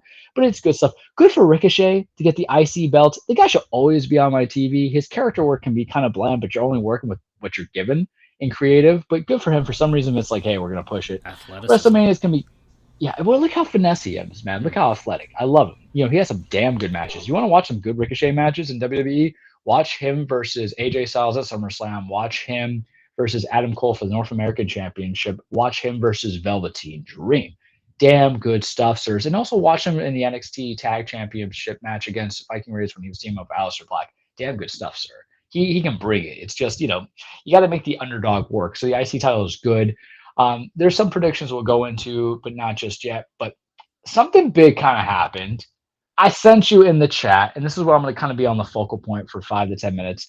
So Kevin Owens wants to be at WrestleMania. Kevin Owens' finisher is the Stunner. Kevin Owens, or now it is, at least he used to be Pop-Up Powerbomb. He's also one of the guys who used to be a Ring of Honor, not an OG, but good enough when he was Kevin Steen. And he's been hating on Texas. There's some famous dudes from Texas wrestling-wise. There's the Heartbreak Kid, Shawn Michaels. There's The Undertaker. And there's also Steve Austin. So he told Stone Cold Steve Austin to show up, come to WrestleMania for the KO show. Austin releases a clip today, which I sent you guys. And he said, yeah, I'll be there and open up one last can of whoop ass. Fuck it, I'm for it, man. Fine. You know, I don't know if it's going to be a match. I will tell you this. Vince is not going to let Owens get buried so badly in a segment show to eat a stunner. That's it. I think he's going to let some hands be thrown. I think, hell, you know, if Austin shows up before WrestleMania, Owens is going to get him with stunner. What this is, though, is that it's WrestleMania with stuff they're trying to say is the most stupendous WrestleMania because the preview just came on as I'm talking. But you're bringing in Stone Cold Steve Austin. We love nostalgia. And some people say, oh, you know, the thing about wrestling is that they can never, you know, let go of the past. They can't build new stars. But that's for every sport, is it not? There's a reason why Drew Brees is now on my NBC Sunday Night Sports broadcast. The reason why that Shaq and Charles Barkley are there on my NBA, you know, tonight or whatever it is. We don't count Kenny. Kenny's just there, but Kenny's not on a Shaq and Barkley level, right? Yeah. Mm-hmm. Not a Hall of Famer. And then with baseball, I don't know that they rotate that too much. I feel like there's actually not real legitimate great dudes. Another problem baseball has. So yeah. Mm-hmm. I'm just saying, you know, granted, no one's saying, hey, bring in Derek Jeter to be on the broadcast, but I will watch it every night. Instead, I'm relegated to, I'm relegated to Alex Rodriguez. Yeah, Pedro. You know, half the point. So, right. So it's just one of those things where you wonder and it comes into it. But wrestling holds on to the old timers just as much as we do. The only difference is that they're competing, right? But granted, that's changed a little bit because the NBA, they'll be at the, you know, the what's the other alternative brand name? The Ice Cube brand, the Big Three brand. So shit, there's some dudes who are coming back, man, for the extra paycheck. Or they're showing up for the celebrity stuff. So why can't we hold on to it? I don't think this is going to be a match. Austin's 57 years old. But mind you, Sting is 62. And he wrestled a match at Revolution. So are we just hating on WWE for just one thing and we're just ignoring AEW? Because I really think, Francisco, if you're going to say, oh, WWE is pathetic trying to get a 57-year-old Austin, trying to wrestle Wait, WrestleMania. how old is Goldberg again? Goldberg's like 52 though, but Goldberg's Yeah. actually in super shape and he doesn't have a broken neck. Okay, all but right, yeah. but if you like AEW and you're supporting Sting being 62 and going, you're full of it. Yeah. The booking might be different. There's a reason why Sting is in tag team matches because you don't have to do as much work. The guy came off a flamethrower, awesome. But there's a reason why legends matter, and it's Stone Cold Steve Austin. It's not, and for the love of God, please, for the one person who does like Jake the Snake Plumber still, it's not like, or Jake the Snake Roberts. I'm thinking Jake the Snake Plumber. Jake, the quarterback for the Cardinals? Yeah, no. Yeah, we're thinking Jake the Snake Roberts. It's not like he's coming in for one more match in AEW or WWE. This is Stone Cold Steve Austin, the guy who catapulted the WWE era into the Attitude Era with Vince McMahon. If there was no Bret Hart helping Austin out, but I'll digress. That might be one of those slow days at the news, and I'll just kind of go into a divide why you guys need to watch WrestleMania 13 and see the double turn. But I'm for it. Fuck it. Why not, man? Because I love Kevin Owens. I have a shirt of Kevin Owens. He's big fatty. I follow him on Twitter. I think he's just a breath of fresh air. No, he's not going to be booked constantly. But here's the thing about wrestling. No one's ever booked to the liking of what we like. I can attest to that in and of itself. But imagine what's going to happen. Think about Kevin Owens, the performer right now, and the employee. Vince McMahon directly negotiated with him, allegedly. What does it mean if Vince goes to you as a wrestler and says, hey, I'm going to put you on the biggest pay-per-view that we run. You're going to have maybe a match, maybe not a match, but you're going to have a segment.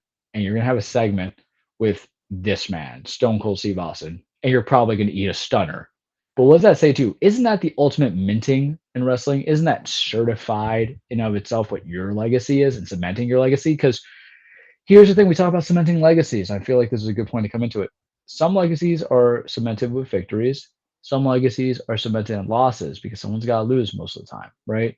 But damn it, you can still lose and come out strong with it.